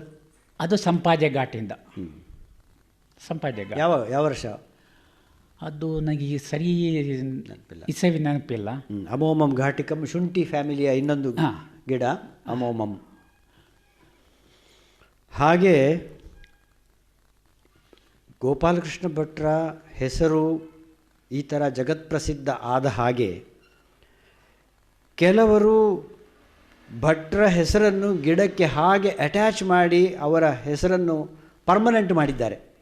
ಒಂದು ಪಾರಾಕೌಟ್ಲೆಯ ಭಟ್ಟಿ ಐಗೆ ಹೆಸರು ಹೇಗೆ ಭಟ್ಟಿ ಐ ಅಂಟಿಕೊಂಡಿತೋ ಹಾಗೆ ಒಂದು ಸಿರೋಪಿಜಿಯ ಭಟ್ಟಿ ಐ ಅಂತೇಳಿ ಒಂದು ಗಿಡಕ್ಕೂ ಕೂಡ ಗೋಪಾಲಕೃಷ್ಣ ಭಟ್ರ ಹೆಸರು ಭಟ್ಟಿ ಐ ಅಂತ ಹೇಳುವಂತಹ ಪ್ರಭೇದ ನಾಮ ಸೇರಿಕೊಂಡಿದೆ. ಸಿರೋಪಿಜಿಯಾ ಅಂತೇಳಿದರೆ ನಮ್ಮ ಎಕ್ಕೆ ಗಿಡದ ಫ್ಯಾಮಿಲಿಯ ಒಂದು ಗಿಡ ಅದು ಅಲ್ಲ ಸರ್? ಹೌದೌದು, ಅದೊಂದು ಬಳ್ಳಿ. ಎಲ್ಲಿಂದ ನೀವು ತಗೊಂಡದ್ದು ಕಂಡು ಹುಡುಕಿದ್ದ? ಅಲ್ಲ, ಅದು ಮಹಾರಾಷ್ಟ್ರದಿಂದ. ಮಹಾರಾಷ್ಟ್ರದ್ದು. ಎರಿಯೋಕೊಲಾನ್ ಗೋಪಾಲಕೃಷ್ಣನಂ, ಇದಕ್ಕಿಂತ ಒಳ್ಳೆ ಹೆಸರು ಬೇರೆ ಬರಲಿಕ್ಕೆ ಸಾಧ್ಯವೇ ಇಲ್ಲ. ಎರಿಯೋಕೊಲಾನ್ ಅಂತೇಳಿ ಹೇಳಿದರೆ ಒಂಥರ ಹಿಡಿಸೂಡಿ ಕಡ್ಡಿಯ ಹಾಗೆ ಗದ್ದೆಯಲ್ಲೆಲ್ಲ ಬರ್ತದೆ. ಅದಕ್ಕೊಂದು ಬೆಳ್ಳಗಿನ ತಲೆ ಇರ್ತದೆ. ಅದು ನಮ್ಮ ಹಳ್ಳಿಗಳಲ್ಲಿ ದೇವರ ಕೋಣೆಯನ್ನು ಗುಡಿಸ್ಲಿಕ್ಕಾಗಿ ಮಾಡುವಂಥ ಹಿಡಿಕಡ್ಡಿ ಅದೇ ಆ ಎರಿಯೋಕೊಲಾನ್ ಅಂತ ಹೇಳುವಂಥ ಒಂದು ಪಂತಿ ಮೈಪು ಅಂತ ಹೇಳ್ತಾರೆ. ಅದು ಕಾಸರಗೋಡು ಆ ಸೈಡಿನಿಂದ ಬಂದದ್ದು. ಅದರಲ್ಲಿ ತುಂಬ ಸ್ಪೀಷೀಸ್ಗಳಿದ್ದಾವೆ. ಅದರಲ್ಲಿ ಎರಿಯೋಕೊಲಾನ್ನ ಒಂದು ಸ್ಪೀಷೀಸು ಕಾಸರಗೋಡಿನ ಸೈಡಿಂದ ಗೋಪಾಲಕೃಷ್ಣ ಭಟ್ರು ಕಂಡು ಹುಡುಕಿದ್ದಕ್ಕೆ ನಾನು ಕಂಡು ಹುಡುಕಿದ್ದ ಯಾರೋ ಒಬ್ಬರು ಗೋಪಾಲಕೃಷ್ಣ ಭಟ್ರ ಹೆಸರನ್ನು ಅದಕ್ಕೆ ಅಂಟಿಸಿಟ್ಟಿದ್ದಾರೆ. ಎರಿಯೋಕೊಲಾನ್ ಗೋಪಾಲಕೃಷ್ಣನಂ ಅಂತ. ಇನ್ನೊಬ್ಬರು ಕ್ಯಾನ್ಸ್ಕೋರಾ ಭಟಿಯಾನ, ಅದು ಎಲ್ಲಿದೆ ಸರ್? ಅದು ಸಹ ಕಾಸರಗೋಡು ಏರಿಯಾದಿಂದ. ಕಾಸರಗೋಡಿದ್ದು. ಯಾರು ಕಂಡು ಹುಡುಕಿದ್ದು? ಯಾರು? ಸುಬ್ರಹ್ಮಣ್ಯ ಕುಮಾರ್ ಅಂತ ಹೇಳಿ ಒಬ್ಬರು. ಇದು ಎರಿಯೋಕೊಲಾನ್ ಹೇಳಿದ್ದು ಯಾರು? ಶ್ರೀಮತಿ ಲಕ್ಷ್ಮಿ, ಅವರು PhD ಮಾಡ್ತಾ ಇದ್ದರು. ಎಲ್ಲಿ? ಮಂಗಳೂರು ಯೂನಿವರ್ಸಿಟಿಯಲ್ಲಿ. ಕೃಷ್ಣ ಕುಮಾರ್ ಅಂಡರ್ PhD ಮಾಡ್ತಾ ಇದ್ದಾರೆ. ಹೀಗೆ ಇಂಥ ಗೋಪಾಲಕೃಷ್ಣ ಭಟ್ರು ಪೂರ್ಣಪ್ರಜ್ಞಾ ಕಾಲೇಜಿನಲ್ಲಿ 71ನೇ ಇಸ್ವಿಯಿಂದ ಯಾವಾಗ ರಿಟೈರ್ ಆದ್ದು ಸರ್? 2005 ಮೇ 31. 2005ರವರೆಗೆ ಅವಿರತ ಸೇವೆ ಸಲ್ಲಿಸಿ ಆನಂತರವೂ ಪೂರ್ಣಪ್ರಜ್ಞಾ ಕಾಲೇಜಿನವರು ಭಟ್ರನ್ನು ಬಿಡಲಿಕ್ಕೆ ತಯಾರಿರಲಿಲ್ಲ. ಅವರಿಗೊಂದು ಸೆಪರೇಟ್ ಸೆಲ್, ರಿಸರ್ಚ್ ಸೆಲ್ ಮಾಡಿ ಅದಕ್ಕೆ ಹರ್ಬೇರಿಯಮನ್ನೆಲ್ಲ ಇಡಲಿಕ್ಕೆ ಬೇಕಾದಂಥ ಕ್ಯಾಬಿನ್ಗಳನ್ನೆಲ್ಲ ಕೊಟ್ಟು, ಮೈಕ್ರೋಸ್ಕೋಪ್ಗಳನ್ನೆಲ್ಲ ಕೊಟ್ಟು, ನೀವು ಯಾವಾಗ ಬೇಕಾದರೂ ಬರ್ಬೋದು ಭಟ್ರೆ ಅಂತ ಅವರಿಗೊಂದು ಫ್ರೀ ಹ್ಯಾಂಡ್. ಅದು ಗೋಪಾಲಕೃಷ್ಣ ಭಟ್ರಿಗೆ ಸಿಕ್ಕಿದಂಥ ಒಂದು ದೊಡ್ಡ ಗೌರವ ಅಂತ ನಾನು ಅಂದುಕೊಂಡಿದ್ದೇನೆ. ಸರ್, ಅದರ ಬಗ್ಗೆ ಏನಾದ್ರು? ನಾನು ಪೂರ್ಣಪ್ರಜ್ಞಾ ಕಾಲೇಜಿಗೆ ನಾನು ತುಂಬ ಚಿರಋಣಿಯಾಗಿದ್ದೇನೆ. ನನ್ನ ಈ ಸಂಶೋಧನಾ ಕೆಲಸಕ್ಕೆ ಎಲ್ಲರೂ ನನ್ನನ್ನು ಸಪೋರ್ಟ್ ಮಾಡುವವರೇ. ನಮ್ಮ ಅಟೆಂಡರಿಂದ ಹಿಡಿದು ಸ್ವಾಮೀಜಿ ತನಕ ಎಲ್ಲರೂ ನನಗೆ ಸಹಾಯ ಮಾಡುವವರೇ, ಒಂದಲ್ಲ ಒಂದು ರೀತಿಯಲ್ಲಿ. ಸಿಕ್ಕಿದಾಗೆಲ್ಲ ಕೇಳ್ತಿದ್ರು, ನಿಮ್ಮ ರಿಸರ್ಚ್ ವರ್ಕ್ ಹೇಗೆ ಆಗ್ತಾ ಉಂಟು ಅಂತೇಳಿ. ಮತ್ತು ನಮ್ಮ ವಿಭಾಗ ಮುಖ್ಯಸ್ಥರಾದ ವಿಮಲಾ ನಾಯಕರು, ಡಾಕ್ಟರ್ SL ಕಾರ್ಣಿಕರು ಎಲ್ಲರೂ ನನಗೆ ತುಂಬ ಸಹಾಯ ಮಾಡ್ತಿದ್ದರು. ಮತ್ತು ಬೇರೆ ಡಿಪಾರ್ಟ್ಮೆಂಟಿನ ಸಹೋದ್ಯೋಗಿಗಳು ಎಲ್ಲರೂ ನನಗೆ ತುಂಬ ಸಹಾಯ ಮಾಡಿದ್ದಾರೆ. ನಾನು ರಿಟೈರ್ಡ್ ಆದ ಮೇಲೂ ನನಗೆ ಒಂದು ರೂಮನ್ನು ಕೊಡಿಸಿದ್ದಾರೆ. ಈಗಲೂ ಸಹ ನಾನು ಯಾವಾಗ ಬೇಕಾದರೂ ಹೋಗ್ಬೋದು, ಅದರ ಕೀ ನನ್ನ ಹತ್ರ ಇದೆ. ಈಗ ನಾನು ತುಂಬ ಸಮಯ ಆಯಿತು ಹೋಗದೆ, ಆದರೂ ಈಗಲೂ ನನ್ನ ಹತ್ರ ಕೀ ಇದೆ. ನಾನು ರಾತ್ರಿ 12 ಗಂಟೆಗೆ ಬೇಕಾದರೂ ಹೋಗಿ ನನ್ನ ರೂಮನ್ನು ಓಪನ್ ಮಾಡಿ ಮೈಕ್ರೋಸ್ಕೋಪನ್ನು ಉಪಯೋಗಿಸ್ಬೋದು. ಹಾಗೆ ನಾನು ಪೂರ್ಣಪ್ರಜ್ಞಾ ಕಾಲೇಜು ಅಂತ ಹೇಳಿದರೆ ನನಗೆ ಅದೊಂದು ನಿಮ್ಮ ದೇವಾಲಯ. ಹೌದು, ನಿಮ್ಮ ದೇವಾಲಯ, ಸಸ್ಯ ದೇವಾಲಯ. ಹೌದು ಸರ್, ನಾನು ಅದನ್ನು ಕಣ್ಣಾರೆ ಕಂಡವ, ನನಗೆ ಗೊತ್ತು. ಎಲ್ಲ ಪ್ರಿನ್ಸಿಪಾಲ್ರುಗಳು ಗೋಪಾಲಕೃಷ್ಣ ಭಟ್ರು ಅಂತೇಳಿ ಹೇಳಿದರೆ ಅದು ಅತ್ಯಂತ ಹೆಚ್ಚಿನ ಒಂದು ನಿಮಗೆ ಹಿರಿಮೆ ಗರಿಮೆಯನ್ನು ಕೊಟ್ಟು ಗೌರವದಿಂದ ಮಾತನಾಡಿಸ್ತಿದ್ರು, ಸಪೋರ್ಟ್ ಮಾಡ್ತಿದ್ರು ಅಂತ ನಾನು ಸಹ ನೋಡಿದ್ದೇನೆ. ನಾನು ನಿಮ್ಮ ಜೊತೆ 2 ವರ್ಷ ಅಲ್ಲಿ 77ರಿಂದ 79ರವರೆಗೆ ಇದ್ದದ್ದು. ನಾನು ಆಗ ಬೆಳೆದದ್ದು ಜಾಸ್ತಿ, ನಿಮ್ಮ ಜೊತೆಗೆ ಇದ್ದದ್ದು. ಎಲ್ಲ ಕಡೆಯಲ್ಲಿ ನನಗೆ ಪರಿಚಯ ಇಲ್ಲ ಅಂತ ನಾನು ಗೋಪಾಲಕೃಷ್ಣ ಭಟ್ರೊಟ್ಟಿಗೆ ಇದ್ದವ ಅಂತೇಳಿ ಆದರೂ ಹೇಳಿಕೊಂಡು ಅಟ್ಲೀಸ್ಟ್ ಆ ಲೇಬಲಲ್ಲಿ ಆದರೂ ಬದುಕಿದ್ದೇನೆ. ಗೋಪಾಲಕೃಷ್ಣ ಭಟ್ರು ನಾನು ಆಗಲೇ ಹೇಳಿದ ಹಾಗೆ 6 ಪುಸ್ತಕಗಳನ್ನು ಪಬ್ಲಿಷ್ ಮಾಡಿದ್ದಾರೆ. ಎಲ್ಲರೂ ಚಿಕ್ಕ ಚಿಕ್ಕ ಸಣ್ಣ ಸಣ್ಣ 100 ಪುಟದ ಒಳಗಿನ ಪುಸ್ತಕವನ್ನೇ ಬರೆದರೆ, ಇವರು 1000 ಪುಟಕ್ಕೆ ಮಿಕ್ಕಿದ ಪುಸ್ತಕಗಳನ್ನೇ ಬರೆದದ್ದು ಜಾಸ್ತಿ. ಅದನ್ನು ಎತ್ತಿ ತೋರಿಸುವುದಕ್ಕೂ ಸ್ವಲ್ಪ ಕೈಯಲ್ಲಿ ಕಸುವು ಬೇಕು. ಅದರಲ್ಲಿ ಮೊದಲನೇದಾಗಿ ನೀವು ನೋಡಿದ್ದು ಫ್ಲೋರಾ ಆಫ್ ಉಡುಪಿ. ಹಾಗೆ 2014ರಲ್ಲಿ ಫ್ಲೋರಾ ಆಫ್ ಸೌತ್ ಕೆನರಾ.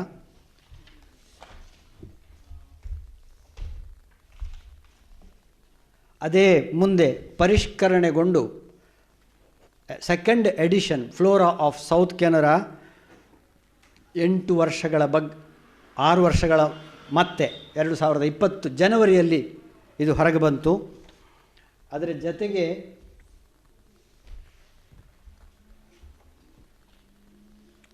ಈ ಪುಸ್ತಕದ ಬಗ್ಗೆ ನಾನು ಹೇಳಲೇಬೇಕು.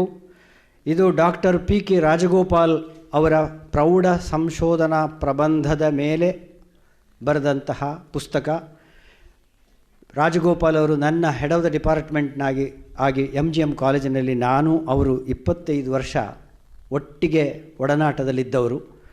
ಅವರು ಈ ಟೆರಿಡೋಫೈಟ್ಸ್ ಅಂದರೆ ಜರಿ ಸಸ್ಯಗಳು ಅಂತ ಹೇಳ್ತೇವೆ, ಜರಿ ಸಸ್ಯಗಳಿಗೋಸ್ಕರ ಇಡೀ ಕರ್ನಾಟಕ ಪೂರ್ತಿ ತಿರುಗಾಡಿದ್ದಾರೆ. ನೆನಪಿಡಿ, ಭಟ್ರ ಜೊತೆಗೆ. ಭಟ್ರು ಇಲ್ಲದೇ ಇಲ್ಲ.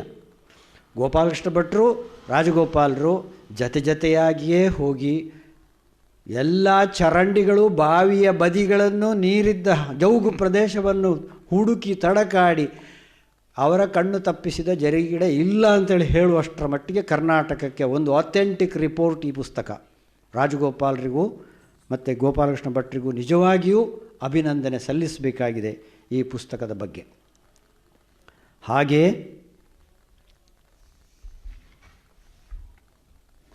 ಕರ್ನಾಟಕದ ಪಾಮ್ಸ್ ಅಂದರೆ ತಾಳೆ ಮರಗಳು ಅಂತ. ತಾಳೆ ಅಂತೇಳಿ ಕರೀರಿ, ತಾಳಿ ಅಂತ ಕರೀರಿ, ಕಂಗು ಅಂತ ಕರೀರಿ, ತೆಂಗು ಅಂತ ಕರೀರಿ, ಇವೆಲ್ಲವೂ ತಾಳೆ ಮರದ ಜಾತಿಗಳಿಗೆ ಸೇರಿದವು ಪಾಮ್ಸ್. ತುಂಬ ಕಷ್ಟ ಐಡೆಂಟಿಫಿಕೇಷನ್. ಇದರಲ್ಲಿ ತುಂಬ ಕಲ್ಟಿವೇಟೆಡ್ ವೆರೈಟೀಸ್ಗಳು ಎಲ್ಲ ಬರಲಿಕ್ಕೆ ಹೋಗಿ ಅದನ್ನು ಐಡೆಂಟಿಫಿಕೇಷನ್ ಮಾಡೋದು ಭಾರಿ ಕಷ್ಟದ ಕೆಲಸ. ಅದನ್ನು ಮೊದಲೇ ತಗೊಳ್ಳೋದು ಡಾಕ್ಟರ್ ಗೋಪಾಲಕೃಷ್ಣ ಭಟ್ರು. ಅದನ್ನು ಪಾಮ್ಸ್ ಆಫ್ ಕರ್ನಾಟಕ ಅಂತ ಪುಸ್ತಕವನ್ನು ಪಬ್ಲಿಷ್ ಮಾಡಿ ನಮಗೆಲ್ಲರಿಗೆ ಮಹದುಪಕಾರ ಮಾಡಿದ್ದಾರೆ. ಇದು plant resources of western Ghats and lowlands of Dakshina Kannada and Udupi district ಅಂತ ಮಂಗಳೂರು ವಿಶ್ವವಿದ್ಯಾಲಯದಲ್ಲಿದ್ದ BV ಶೆಟ್ಟಿಯವರು, ಮಾಜಿ KM ಕುಲಪತಿಗಳಾದ KM ಕಾರ್ಯಪ್ಪನವರು ಹಾಗೂ ಡಾಕ್ಟರ್ K ಗೋಪಾಲಕೃಷ್ಣ ಭಟ್ ಅವರು ಮಾಡಿದಂಥ ಒಂದು ಅದ್ಭುತ ಪುಸ್ತಕ. ಒಳ್ಳೆಯ ಸಂಗ್ರಹಣೆ ಮತ್ತು ವಿಷಯ ನಿರೂಪಣೆ ಇರುವಂಥ ಒಂದು ಒಳ್ಳೆಯ ಪುಸ್ತಕ.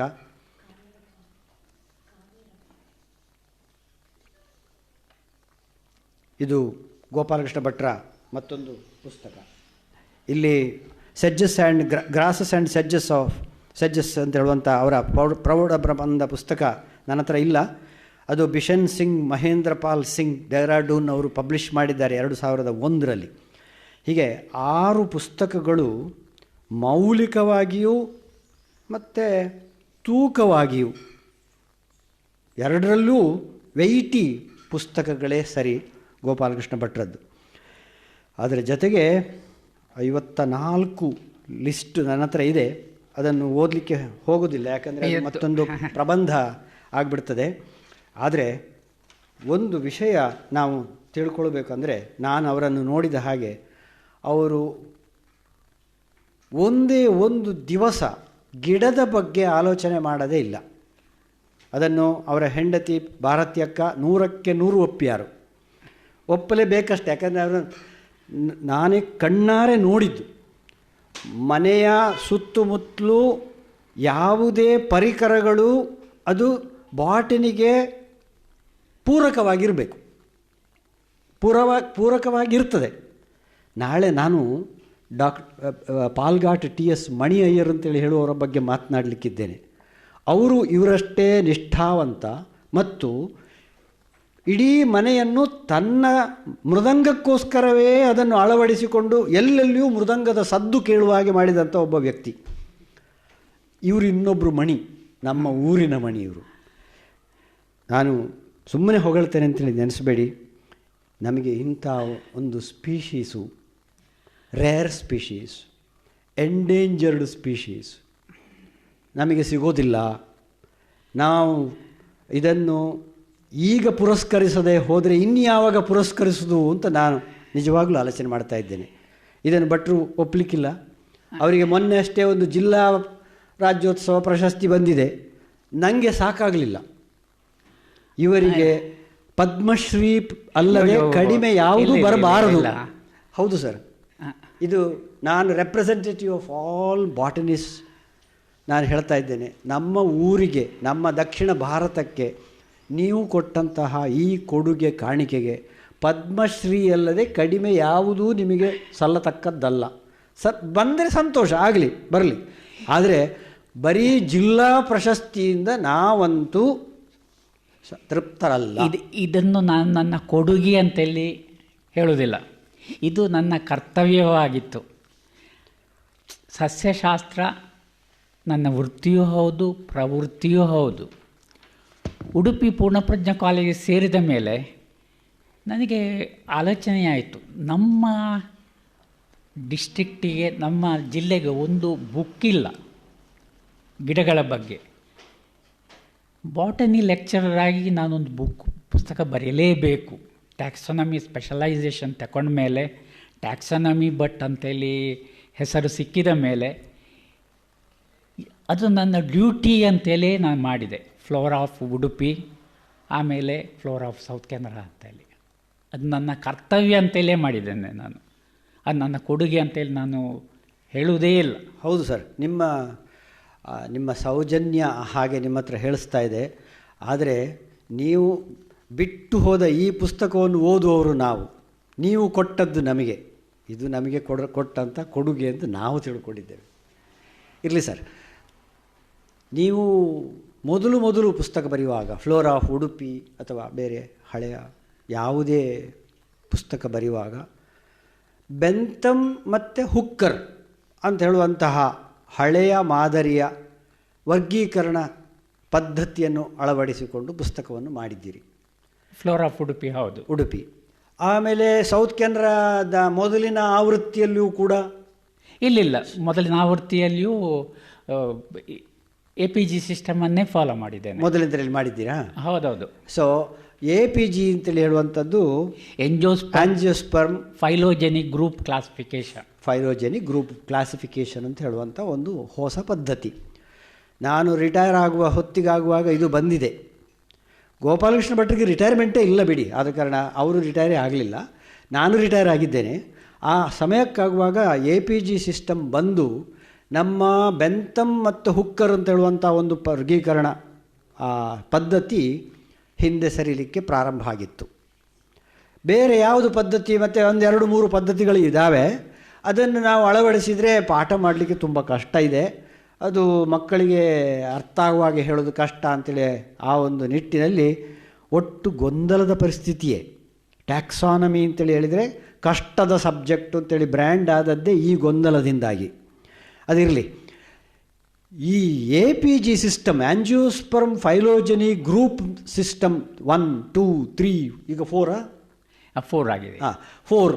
ಈ ಇಷ್ಟೂ ಪದ್ಧತಿಗಳು ಬಂದದ್ದು ನಮ್ಮ DNA ಸೀಕ್ವೆನ್ಸಿಂಗ್ ಅಂತ ಹೇಳುವಂಥ ಒಂದು ಹೊಸ ಪ್ರಾಮಾಣ್ಯ ಬಂದ ಮೇಲೆ, ಈ DNA ಸೀಕ್ವೆನ್ಸಿಂಗ್ ಪ್ರಾಮಾಣ್ಯ ಬಂದ ಮೇಲೆ ಅದಕ್ಕೆ ಸರಿಯಾಗಿ ಗಿಡಗಳನ್ನು ಇದು ಹಳೆಯದು, ಇದು ಪುರಾತನವಾದದ್ದು, ಇದು ಅನಂತರ ಬಂದದ್ದು, ಇದು ಅನಂತದ್ದು, ಫೈಲೋಜನಿ ಅಂತ ಹೇಳೋದು, ಅದನ್ನು ಒಂದು ಕ್ರಮ ಪ್ರಕಾರವಾಗಿ ಜೋಡಿಸಿಡುವಂಥ ಒಂದು ಕ್ರಮ. ಇದರಲ್ಲಿ ಯಾವ್ಯಾವ ಫ್ಯಾಮಿಲಿಗಳನ್ನು ನಾವು ಈವರೆಗೆ ಹೇಳುತ್ತಿದ್ದೆವೋ ಅದು ಪೂರಾ ಯದ್ವಾ ತದ್ವಾ ಆಚೆ ಈಚೆ ಆಗಿ ಯಾರ್ಯಾರಿಗೂ ರಿಲೇಷನ್ ಆಗಿಬಿಟ್ಟಿದೆ. ಉದಾಹರಣೆಗೆ ತುಂಬೆಯ ಗಿಡಕ್ಕೆ ಸೇರಿದಂತಹ ಫ್ಯಾಮಿಲಿಯಲ್ಲಿದ್ದಂತಹ ನಮ್ಮ ಗ್ರೂಪ್ ಯಾವುದಿತ್ತು ಮೊದಲು ನಾವು ಹೇಳ್ತಿದ್ದೆವು, ಅದು ಇನ್ನೊಂದು ಆಚೆಗೆ ಹೋಗಿ ಇನ್ನೊಂದು ಪಕ್ಕದ ಇನ್ನೊಂದು ಕುಟುಂಬದ ಸದಸ್ಯ ಅಂತೇಳಿಕೊಂಡು ನಾಮಕರಣ ಆಗಿದೆ. ಅದರ ಸದಸ್ಯರು ಇದರ ಸದಸ್ಯರಾಗಿ ನಾಮಕರಣ ಆಗಿದೆ. ಅಂತೂ ಈಗಿನ APG ಸಿಸ್ಟಮ್ ಆಫ್ ಕ್ಲಾಸಿಫಿಕೇಷನನ್ನು ನಾವು ಪಾಠ ಮಾಡೋದಕ್ಕೆ ನನ್ನ ಪ್ರಕಾರ ಕ್ಲಾಸಿನಲ್ಲಿ ಪಾಠ ಮಾಡಲಿಕ್ಕೆ ಕಷ್ಟ. APG ಸಿಸ್ಟಮ್ ಅಂತ ಒಂದಿದೆ ಮಕ್ಕಳೇ, ಕೇಳಿ. ಆದ ಕಾರಣ ಈ ಥರ ಫ್ಯಾಮಿಲಿ ಅಂತೇಳಿ ಹೇಳ್ಬೋದೇ ವಿನಃ ಆ ಸೀಕ್ವೆನ್ಸಿಂಗನ್ನು ಮಕ್ಕಳಿಗೆ ಕಲಿಸೋದು ಹೇಗೆ, ಇದನ್ನು ಫಾಲೋ ಮಾಡಿಕೊಂಡು ನೀವು ಈ 2 ಪುಸ್ತಕ ಬರೆದಿದ್ದೀರಿಯಲ್ಲ, ಫ್ಲೋರಾ ಆಫ್ ಸೌತ್ ಕೆನರಾ 2014 ಮತ್ತು 20, ಇದನ್ನು ಉಪಯೋಗಿಸುವವರು ಯಾಕಾಗಿ ಉಪಯೋಗಿಸ್ತಾರೆ ಸರ್? ಯಾವುದಕ್ಕಾಗಿ ಉಪಯೋಗಿಸ್ತಾರೆ? ಐಡೆಂಟಿಫಿಕೇಷನ್ಗೆ ಆಗ್ತದಾ? ಇಲ್ಲ, ಐಡೆಂಟಿಫಿಕೇಷನಿಗೆ ಇದು ಒಂದು ಸಿಸ್ಟಮ್. ಈಗ ಬೆಂಥಮ್ ಅಂಡ್ ಹೂಕರ್ ಸಿಸ್ಟಮ್, ಆಮೇಲೆ ಎಂಗ್ಲರ್ ಆ್ಯಂಡ್ ಪ್ರ್ಯಾಂಟಲ್ ಸಿಸ್ಟಮ್, ಆಮೇಲೆ ಹಚಿನ್ಸನ್ ಸಿಸ್ಟಮ್, ಹಾಗೆ ತುಂಬ ಸಿಸ್ಟಮ್ಗಳು ಬಂದವು. ಅದರಂತೆ ಇದು ಒಂದು ಈಗ ರೀಸೆಂಟಾಗಿ ಬಂದ ಕ್ಲಾಸಿಫಿಕೇಷನ್, ಇದು ಎಂಜೋಸ್ಪರ್ಮ್ ಫೈಲೋಜನಿ ಗ್ರೂಪ್ ಕ್ಲಾಸಿಫಿಕೇಷನ್. ಉದಾಹರಣೆಗೆ ಸರ್, ನಿಮ್ಮ ಉಡುಪಿ ಫ್ಲೋರಾವನ್ನು ನಾನು ಈಗಲೂ ಉಪಯೋಗಿಸ್ತೇನೆ ಐಡೆಂಟಿಫಿಕೇಷನಿಗೆ. ಆದರೆ ಗಿಡದ ಹೊಸ ಹೆಸರು ಯಾವುದು ಅಂತ ನೋಡಲಿಕ್ಕೆ ಮೊದಲು ಇಂಡೆಕ್ಸು ನೋಡಿ ಮತ್ತು ಸೌತ್ ಕೆನರಾ ಫ್ಲೋರಾದ ಆ ಪೇಜನ್ನು ತೆಗೆದು ನಾನು ನೋಡಬೇಕಾಗ್ತದೆ. ಹೌದೌದು. ಹಾಗಾದರೆ ಈ ಪುಸ್ತಕದ ಉಪಯೋಗ ಅಲ್ಲಿವರೆಗೆ ಬಂದು ಸೀಮಿತ ಆಗ್ತದಾ? ಕೀಯನ್ನು ಹಿಡ್ಕೊಂಡು ಐಡೆಂಟಿಫೈ ಮಾಡಲಿಕ್ಕೆ ಇದನ್ನು ಅಲ್ಲ, ಈಗ ಫ್ಲೋರಾ ಅಂತ ಇರುವಂಥದ್ದು ಇದು ಗಿಡವನ್ನು ಗುರುತಿಸಲಿಕ್ಕಿರುವಂಥದ್ದು. ಅದು ಫಸ್ಟಿಗೆ ನಾನು ಫ್ಯಾಮಿಲಿ ಗುರುತಿಸಲಿಕ್ಕೆ ಕೀ ಕೊಟ್ಟಿದ್ದೇನೆ. ಅದನ್ನು ನೋಡಿ ಫ್ಯಾಮಿಲಿ ಐಡೆಂಟಿಫೈ ಮಾಡಬೇಕು. ಆಮೇಲೆ ಫ್ಯಾಮಿಲಿ ಐಡೆಂಟಿಫೈ ಮಾಡಿದ ಮೇಲೆ ಜೀನಸ್ಸನ್ನು ಐಡೆಂಟಿಫೈ ಮಾಡಬೇಕು, ಅದಕ್ಕೂ ಕೀ ಕೊಟ್ಟಿದ್ದೇನೆ. ಹೌದು. ಆಮೇಲೆ ಸ್ಪೀಸಿಸ್ ಐಡೆಂಟಿಫಿಕೇಷನ್. ಈ ಸಿಸ್ಟಮಿನ ಮೇಲೆ ಹೆಚ್ಚು ತಲೆ ಕೆಡಿಸಿಕೊಳ್ಬೇಕಾಗಿಲ್ಲ ಐಡೆಂಟಿಫಿಕೇಷನಿಗೆ. ಈಗ ಒಂದು ಗಿಡವನ್ನು ಗುರುತಿಸಲಿಕ್ಕೆ ಈ ಸಿಸ್ಟಮಿನ ಬಗ್ಗೆ ಹೆಚ್ಚು ವರಿ ಮಾಡಬೇಕಂತ ಏನಿಲ್ಲ. ಫ್ಲೋರಾ ಇರೋದು ಇದು ಗಿಡವನ್ನು ಗುರುತಿಸಲಿಕ್ಕಿರೋದು, ಅದು ಮೇಯ್ನು ಉದ್ದೇಶ ಫ್ಲೋರದ್ದು. ಆಮೇಲೆ ಅದು ಬೇರೆ ಸಿಸ್ಟಮಿನಾಗಿ ಇದು ಒಂದು ಸಿಸ್ಟಮ್ ಈಗ ರೀಸೆಂಟಾಗಿ ಬಂದದ್ದು ಮೋರ್ ಫೈಲೋಜೆನೆಟಿಕ್ ಅಂತೇಳಿ ಕನ್ಸಿಡರ್ ಆಗಿದೆ. ಯಾಕೆಂತ ಹೇಳಿದರೆ DNA ಜೆನೆಟಿಕ್ ಮೆಟೀರಿಯಲ್ ಎಲ್ಲ ಸಸ್ಯಗಳಲ್ಲಿಯೂ ಎಲ್ಲ ಪ್ರಾಣಿಗಳಲ್ಲಿಯೂ DNA ಅಂತ ಇದೆ. ಆ DNA ಸೀಕ್ವೆನ್ಸನ್ನು ಮಾಡಿದರೆ ನಮಗೆ ಅದು ಗೊತ್ತಾಗ್ತದೆ, ಅದರ ಫೈಲೋಜನಿ ಅದು ಯಾವಾಗ ಈ ಸ್ಪೀಸಿಸಿಂದ ಇವಾಲ್ವ್ ಆಯಿತು, ಯಾವ ಇದರಿಂದ ಹಾಗಾದರೆ ಇವಲ್ಯೂಷನರಿ ಸೀಕ್ವೆನ್ಸು ಗೊತ್ತಾಗ್ತದೆ. ಅದಕ್ಕೆ ಬೇಕಾಗಿ ಈ APG ಸಿಸ್ಟಮನ್ನು ಇಂಟ್ರೊಡ್ಯೂಸ್ ಮಾಡಿದ್ದಾರೆ. ಅದು ಮೋರ್ ಫೈಲೋಜೆನೆಟಿಕ್ ಅಂತೇಳಿ.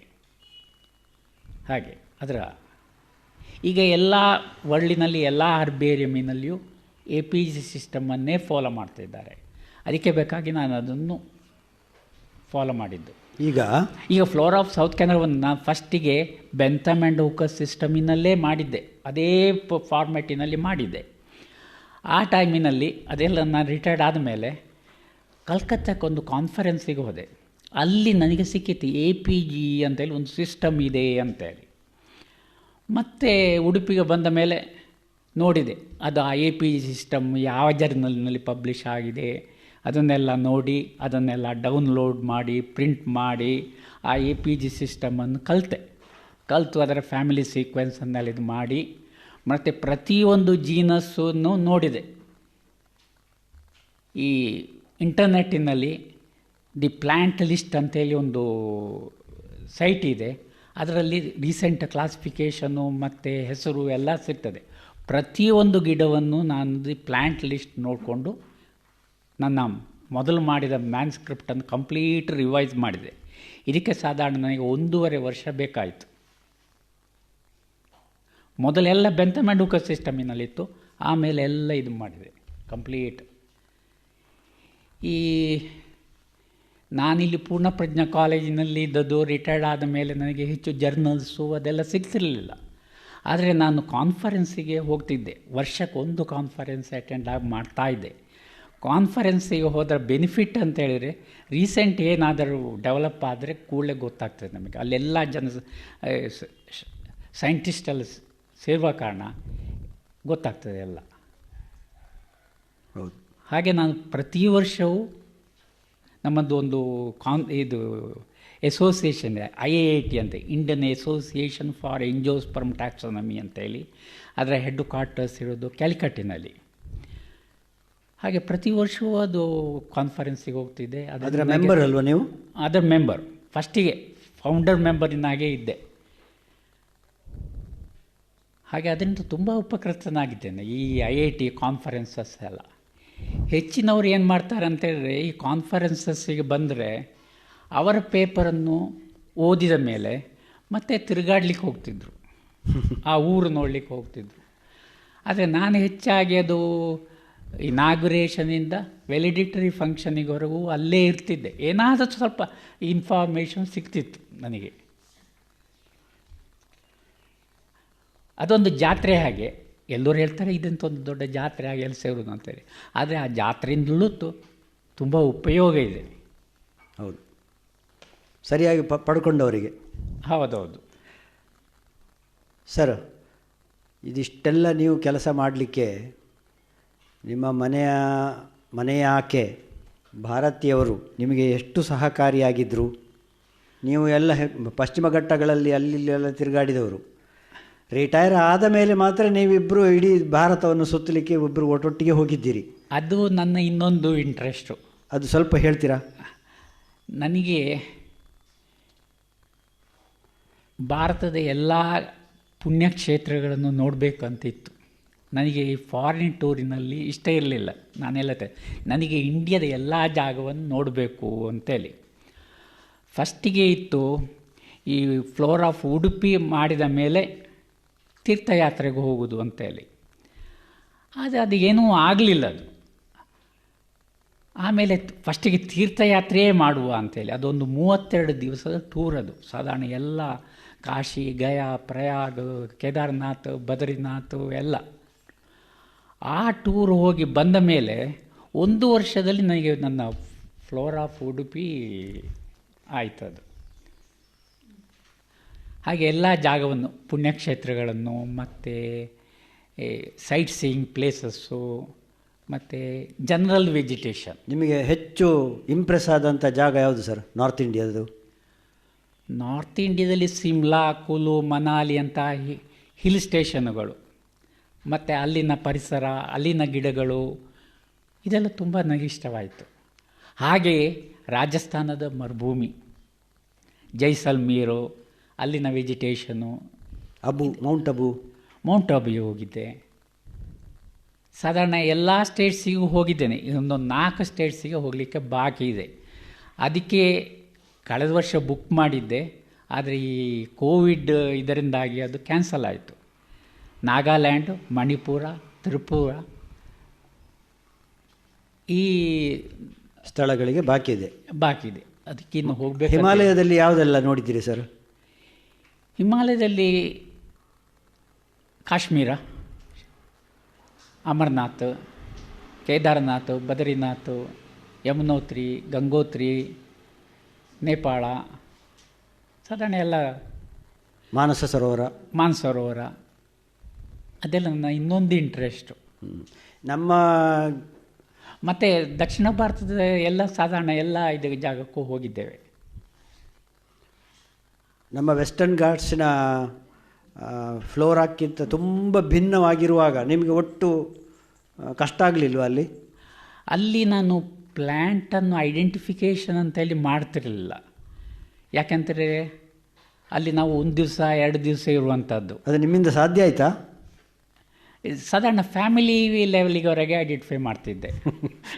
ಮತ್ತು ಕೆಲವು ಇದನ್ನೆಲ್ಲ ಫೋಟೋ ತಗೊಂಡು ಬರ್ತಿದ್ದೆ, ಮತ್ತು ಇಲ್ಲಿ ಕೂತು ಐಡೆಂಟಿಫೈ ಮಾಡಿದ್ದೇನೆ. ನಾನು ವ್ಯಾಲಿ ಆಫ್ ಫ್ಲವರ್ಸಿಗೆ ಹೋದಾಗ ಸಾಧಾರಣ 115 ಗಿಡಗಳದ್ದೇನೋ ಫೋಟೋ ತೆಗೆದುಕೊಂಡು ಬಂದಿದ್ದೇನೆ. ಅದನ್ನೆಲ್ಲ ಇಲ್ಲಿ ಉಡುಪಿಯಲ್ಲಿ ಕೂತು ಐಡೆಂಟಿಫೈ ಮಾಡಿದ್ದೇನೆ. ಅದು ವ್ಯಾಲಿ ಆಫ್ ಫ್ಲವರ್ಸಿನ ಬಗ್ಗೆ ಒಂದು ಪುಸ್ತಕ ಸಿಕ್ಕಿತ್ತು ನನಗೆ, ಅದನ್ನು ನೋಡಿಕೊಂಡು ಐಡೆಂಟಿಫೈ ಮಾಡಿದ್ದೇನೆ. ನಾನು ಕೇಳಿದ ಪ್ರಶ್ನೆ ಅಂದರೆ, ಭಾರತಿ ಅಕ್ಕ ನಿಮಗೆ ಹೇಗೆ ಸಪೋರ್ಟಿವ್ ಆಗಿದ್ದರು ಅಂತ. ಅದು ತುಂಬ ಸಹಕಾರ. ಅವರಿಗೆ ಬಾಟನಿ ಗೊತ್ತಿಲ್ವಲ್ಲ? ಬಾಟನಿ ಗೊತ್ತಿಲ್ಲದ ನನಗೆ ತುಂಬ ಸಹಾಯ ಮಾಡ್ತಿದ್ರು. ಇಲ್ಲಿ PhD ಮಾಡ್ತಾ ಇದ್ದಾಗ ಈ ಗಿಡಗಳಿಗೆ ಅದನ್ನು ಡ್ರೈ ಮಾಡುವಾಗ ಚೇಂಜ್ ಮಾಡಿ ಎಲ್ಲ ಕೊಡ್ತಿದ್ರು. ಆಮೇಲೆ ಕಲೆಕ್ಷನಿಗೆ ಹೋಗುವಾಗ ತಿಂಡಿ ಎಲ್ಲ ಮಾಡಿ ಕೊಡ್ತಿದ್ರು, ಮತ್ತು ಉತ್ತೇಜನ ಕೊಡ್ತಿದ್ರು. ನಾನೇ ನೋಡಿದ್ದೇನೆ, ಯಾವಾಗ ನೋಡಿದರೆ ಸಹ ಅವರು ಬಾಟನಿ ಅಂತೇಳಿ ಇರ್ತಾರೆ ಅಂತ ಅವರು ಹೇಳಿದರೂ ಕೂಡ ಅವರು ಮನೆಯಲ್ಲಿ ಗೋಪಾಲಕೃಷ್ಣ ಭಟ್ರಿಗೆ ಕೊಟ್ಟಂತಹ ಬೆಂಬಲವನ್ನು she was beaming with pride that my husband is doing this work ಅಂತ. ಅದನ್ನು ನಾನು ಕಣ್ಣಾರೆ ನೋಡಿದ್ದೇನೆ ಸರ್. ಅದ ಕಾರಣ ಅವರನ್ನು ಸುಮ್ಮನೆ ಹೊಗಳ್ತಾ ಇಲ್ಲ. ಆದ ಕಾರಣ ಅವರಿಗೆ ನಿಮ್ಮ ಸಕ್ಸಸ್ನ ಹಿಂದೆ, ಯಾಕಂದರೆ ನೀವು ಬೇರೆ ಯಾವುದೂ ಮಾತನೇ ಆಡೋದಿಲ್ಲ ಅಂತ ಆದ ನಂತರ ಅವರಿಗೂ ಒಂದು ಮನೆಯಲ್ಲಿ ಮನೆ ವಾರ್ತೆಯನ್ನು ನಡೆಸುವಾಗ ನಿಮ್ಮ ಜೊತೆ ಇರಬೇಕಾದಂಥ, ಯಾಕಂದರೆ ಎಲ್ಲ ಜೀನಿಯಸ್ಸುಗಳಿಗೆ ಬರುವಂಥ ತೊಂದರೆ ಇದು ಮನೆಯಲ್ಲಿ. ಆ ಜೀನಿಯಸ್ಸುಗಳಿಗೆ ಫೋಕಸ್ಡ್ ಅಟೆನ್ಷನ್ ಇರ್ತದೆ. ಆಗ ಅವರ ಹೆಂಡತಿ ಅಥವಾ ಹೆಂಡತಿಯೇ ಜೀನಿಯಸ್ ಆಗಿದರೆ ಅವರ ಗಂಡ, ಇವರಿಬ್ಬರಿಗೆ ಒಂದು ತಾಳಮೇಳ ಚೆನ್ನಾಗಿ ಬರೋದಿಲ್ಲ ಅಂತಾದರೆ ಮನೆಯನ್ನು ತೆಗೆಸಿಕೊಂಡು ಹೋಗೋದು ಖಂಡಿತ ಸಾಧ್ಯ. ನನ್ನ ಈ ಸಂಶೋಧನಾ ವಿಷಯದಲ್ಲಿ ನನಗೆ ಎಲ್ಲರೂ ಸಪೋರ್ಟ್ ಮಾಡುವರೆ. ಹೌದು sir, you are really lucky. ನೀವು ನಿಜವಾಗ್ಲೂ ಲಕ್ಕಿ. ಮತ್ತು ನೀವು ಅಜಾತ ಶತ್ರುವಾಗಿ ಇದ್ದದ್ರಿಂದ ನಿಮಗೆ ಶತ್ರು ಅಂತ ಒಂದು ನನ್ನ ಆ ಶಬ್ದವೇ ನಿಮ್ಮ ಡಿಕ್ಷನರಿಯಲ್ಲಿ ಇಲ್ಲ. ನಿಮಗೆ ಯಾರು ನಿಮ್ಮ ಹತ್ರ ವೈರ ಕಟ್ಟಿಕೊಳ್ಳಿಕ್ಕೆ ಸಾಧ್ಯ ಇಲ್ಲ. ಯಾವ ಆಸ್ಟ್ರೇಲಿಯಾದಿಂದ ಬಂದವ ಯಾವುದೋ ಒಂದು ಕರಿಮರದ ಒಂದು ಗಾಲನ್ನು ಹಿಡ್ಕೊಂಡು ಬಂದರೆ ನಿಮ್ಮ ಮನೆಗೆ ಬರ್ತಾನವ, ಬಂದು ಇದು ಎಂಥದ್ದು, ಕಾಯ ಹುಳವ ಅಂತ ಕೇಳಲಿಕ್ಕೆ, ಹೌದು ಇದು ಹುಳ, ಇದರಲ್ಲಿರೋದು ಇದು ಗಾಲ್ ಅಂತೇಳಿ ನೀವು ಹೇಳುವಲ್ಲಿವರೆಗೆ ಅವರಿಗೆ ಸಮಾಧಾನ ಇಲ್ಲ. ನಿಮಗೆ ಅದೊಂದು ಸಂತೋಷ. Never it was remunerative to you as I understand. Anybody ನಮಗೆ ಸ್ವಲ್ಪ MBBS ಮಾಡಿ ಡಾಕ್ಟ್ರ್ ಆಗಿದ್ರೆ ಅವರಿಗೆ ಒಂದು ಪ್ಯಾರಾಸಿಟಮಾಲ್ ಕೊಟ್ಟರೂ ಕೂಡ ಒಂದು 100 ರೂಪಾಯಿ ಸಿಕ್ಬಿಡ್ತದೆ. ಆದರೆ ಆಸ್ಟ್ರೇಲಿಯಾದಿಂದ ಒಂದು ಕರಿಮರದ ಬಗ್ಗೆ ಎಕ್ಸ್ಪರ್ಟೀಸ್ ತಿಳ್ಕೊಳ್ಳಿಕ್ಕೆ ಅಂತ ನಿಮ್ಮಲ್ಲಿಗೆ ಬಂದಾಗ, ಅಂದರೆ ಆಸ್ಟ್ರೇಲಿಯಾದಿಂದ ಬಂದ ಅಂತ ಹೇಳಿದ್ದಲ್ಲ ನಾನು, ಯಾರೋ ಒಬ್ಬರು ಬಂದಾಗ ನೀವು ಅದು ಎಕ್ಸ್ಪೆಕ್ಟ್ ಮಾಡೋದಿಲ್ಲ ಬಿಡಿ. ನೀವು ಅದಕ್ಕೆ ಘಾಸ್ ಪೂಸ್ಕ ಡಾಕ್ಟರ್ ಅಂತೇಳಿ ಅಮಿತಾಬ್ ಬಚ್ಚನ್ ತಮಾಷೆ ಮಾಡಿದ್ದಾನೆ ನಮಗೆ. ಇರಲಿ, ಬಾಟನಿಸ್ಟ್ಗಳಿಗೆ ಘಾಸ್ ಪೂಸ್ಕ ಡಾಕ್ಟರ್ ಅಂತ, ಅವರು ಘಾಸ್ ಪೂಸೆ. ಹಾಗಾಗಿ ಯಾವುದೇ ಫಲಾಪೇಕ್ಷೆ ಇಲ್ಲದೆ ಹಾಗೆಯೇ ನೀವು ಗಿಡಗಳನ್ನು ಕೇಳಿದವರಿಗೆ ಬೇಕಾದಾಗ ಬೇಕಷ್ಟು ಸಹಾಯ ಮಾಡಿದ ಕ್ರಮವನ್ನು ನಾನು ಕಣ್ಣಾರೆ ನೋಡಿದವ. ನನ್ನ ಸರ್ ರಾಜಗೋಪಾಲ್ ಸರ್ ಕೂಡ ಇದನ್ನು ಕಣ್ಣಾರೆ ಕಂಡವರು. ಹಾಗಾಗಿ ನಿಮ್ಮ ಈ ಒಂದು ವಿಚಾರದ ಬಗ್ಗೆ ಎರಡನೇ ಮಾತೇ ಇಲ್ಲ. ನೀವು ಎಲ್ಲರಿಗೂ ಸಹಕಾರಿಯಾಗಿದ್ದೀರಿ. ನಿಮ್ಮ ಹತ್ರ ವೈರತ್ವ ಕಟ್ಟಿಕೊಳ್ಳಿಕ್ಕೆ ಸಾಧ್ಯವೇ ಇಲ್ಲ ಅಂತ ಹೇಳುವಂಥದ್ದು ನಾವೆಲ್ಲ ಕಂಡದ್ದೇ ಸರ್. ಇದೆಲ್ಲ ನಾನು ನನ್ನ ಕರ್ತವ್ಯ ಅಂತಲೇ ಮಾಡಿದ್ದೇನೆ. ನಾನು ಸಸ್ಯಶಾಸ್ತ್ರ ಕಲಿತ ಮೇಲೆ, ಸಸ್ಯಶಾಸ್ತ್ರದ ಉಪನ್ಯಾಸಕನಾದ ಮೇಲೆ ಇದು ನನ್ನ ಕರ್ತವ್ಯ. ಯಾರಾದರೂ ಒಂದು ಗಿಡ ತಂದರೆ ಅದರ ಹೆಸರು ಹೇಳೋದು, ಅದು ಎಲ್ಲಿ ಸಿಗ್ತದೆ, ಅದು ನನ್ನ ಕರ್ತವ್ಯ. ಹೌದು ಸರ್. ಅದು ಅದಕ್ಕೆ ಮತ್ತು ಅದರಿಂದ ನಾನು ಏನು ಯಾವ ಫಲಾಪೇಕ್ಷೆಯೂ ಮಾಡುವುದಿಲ್ಲ. ಯಾಕೆಂದರೆ ನನಗೆ ನನ್ನ ಜೀವನಕ್ಕೆ ಬೇಕಾದಷ್ಟು ಹಣ ಇದೆ, ಪೆನ್ಷನ್ ಬರ್ತಾ ಉಂಟು. ನಾನು ಮೊದಲು ಸಿಗುವ ಸ್ಯಾಲರಿಯಿಂದ ಹೆಚ್ಚೀಗ ಪೆನ್ಷನ್ ಬರ್ತಾ ಉಂಟು. ನನಗೆ ಅದು ಧಾರಾಳ ಸಾಕಾಗ್ತದೆ. ಎಲ್ಲ ವೀಕ್ಷಕರಿಗೆ ಇವತ್ತು ನಿಜವಾಗಿಯೂ ಖಂಡಿತವಾಗಿಯೂ ಅಚ್ಚರಿ ಆಗಿರ್ಬೋದು. ಹೀಗೊಬ್ಬ ವ್ಯಕ್ತಿ ನಮ್ಮ ಒಟ್ಟಿಗೆ ಇಲ್ಲಿ ಇದ್ದರು, ಉಡುಪಿಯಲ್ಲಿ ಇದ್ದಾರೆ ಅಂತ ನಾವೆಲ್ಲ ನಿಜವಾಗೂ ಧನ್ಯರು. ಗೋಪಾಲಕೃಷ್ಣ ಭಟ್ರೊಟ್ಟಿಗೆ ನಾವು ನಡೆದಾಡಿದ್ದೇವೆ ಅಂತ ಹೇಳುವಂಥ ಒಂದು ಅಟ್ಲೀಸ್ಟ್ ನಡೆದಾಡಿದ ಒಂದು ಗರ್ವ ಆದರೂ ನಮ್ಮ ಹತ್ರ ಇದೆ. ಅವರ ಹತ್ರ ಅದು ಸಹ ಇಲ್ಲ. ಅವರು ಕೇವಲ ಫೋಕಸ್ಡ್ ಅಟೆನ್ಷನ್ನಲ್ಲಿ ನೇರವಾಗಿ ಸಸ್ಯಗಳೊಂದಿಗೆ ಸಂವಾದ ನಡೆಸಿದವರು. ಅವರ ಹತ್ರ ಗಿಡಗಳು ಮಾತಾಡ್ತಾ ಇದ್ದವು. ಅವರ ಎಲ್ಲ ಸಸ್ಯ ವಿಜ್ಞಾನಿಗಳ ತಂಡ ಕೂಡ ಗೋಪಾಲಕೃಷ್ಣ ಭಟ್ರನ್ನು ಅವರದ್ದು ನಂಬಬಹುದು. ಅವರು ಹೇಳಿದ ನಂತರ ತಪ್ಪಿರಲಿಕ್ಕೆ ಸಾಧ್ಯ ಇಲ್ಲ. You need not edit it ಅಂತ ಹೇಳುವಂಥ ಒಂದು ಅಭಿಪ್ರಾಯವನ್ನು ನಾನು ಕೇಳಿದ್ದೇನೆ. ಆದರೆ ಅದೊಂದು ಸರಿಯಲ್ಲ ಅಂತ ಹೇಳಿ ನಾನು ಹೇಳ್ತೇನೆ. ಈಗ ನಾನೊಂದು ಗಿಡದ ಹೆಸರನ್ನು ಹೇಳಿದ ಕೂಡಲೇ ಅವರದನ್ನು ಪುನಃ ಮನೆಯಲ್ಲಿ ಹೋಗಿ ನೋಡಿ ಕನ್ಫರ್ಮ್ ಮಾಡಬೇಕು. ಈಗ ನನಗೆ ಯಾರಾದರೂ ಒಂದು ಇದನ್ನು ಪ್ಯಾರಾಕೌಟ್ಲಿಯ ಬಟ್ಟಿ ಅಂತ ಹೇಳಿದರೆ ನಾನು ಇರಬಹುದು ಅಂತಲೇ ಹೇಳ್ತೇನೆ. ನನಗೇ ಕನ್ಫರ್ಮ್ ಆಗಬೇಕು. ಅದು ಸಂಶೋಧನಾ ಇದರಲ್ಲಿರುವಂಥದ್ದು. ನಾವೇ ನೋಡಿ ನಮಗೆ ಅದು ಕನ್ಫರ್ಮ್ ಆಗಬೇಕು. ಅದು ಈಗ ಇನ್ನು ಒಬ್ಬರು ಹೇಳಿದರು ಅಂತೇಳಿ ನಾವು ಅದನ್ನು ನಂಬಬಾರ್ದು. ನಮಗೆ ಅದು ಮನದಟ್ಟಾಗಬೇಕು. ಹೌದು. ಹಾಗೆ ಕೆಲವು ಸಲ ನಾನು ಹೇಳಿದಲ್ಲಿ ತಪ್ಪಿರಲೂಬಹುದು. ಅದನ್ನೆಲ್ಲ ಕನ್ಫರ್ಮ್ ಮಾಡಿಕೊಳ್ಬೇಕು. ಅದು ವಿಜ್ಞಾನದ ವೈಜ್ಞಾನಿಕ ಮನೋವೃತ್ತಿ ಇದ್ದವರಿಗೆ ಹಾಗೊಂದು ಆಗ್ತದೆ. ಮತ್ತು ಅದೇ ಹೇಳಿದಲ್ಲ, ನಿಮ್ಮ ಮೇಲಿನ ವಿಶ್ವಾಸ ಎಲ್ಲಿವರೆಗೆ ಉಳಿದ ದೊಡ್ಡ ದೊಡ್ಡ ವಿಜ್ಞಾನಿಗಳಿಗೂ ಇತ್ತು ಅಂತ ಹೇಳಿದರೆ ನೀವು ಹೇಳಿದ್ದನ್ನು ಆಮೇಲೆ ಪುನಃ ಪರಾಮರ್ಶೆ ಮಾಡಲಿಕ್ಕೆ ಹೋಗ್ತಿರಲಿಲ್ಲ. ಅದು ನನಗೆ ಗೊತ್ತಿದ್ದ ಹಾಗೆ ಇರಲಿ. ಅಂತೂ ನೀವು ಈಗ ಕೆಲವು ಸಮಯದಿಂದ ನೀವು ಪ್ಲಾಂಟ್ ಕಲೆಕ್ಷನ್ಗೆ ಹೋಗ್ತಾ ಇಲ್ಲ ಅಂತ ಇದು ಅಲ್ವಾ? ಈ ಕೊರೋನಾ ಶುರುವಾದ ಮೇಲೆ ಹೋಗ್ತಾ ಇಲ್ಲ. ಈಗ ಹೇಗೆ ಕಳೀತಾ ಇದ್ದೀರಿ? ಏನಾದ್ರು ಪುಸ್ತಕ ಬರಿತಾ ಇದ್ದೀರಾ?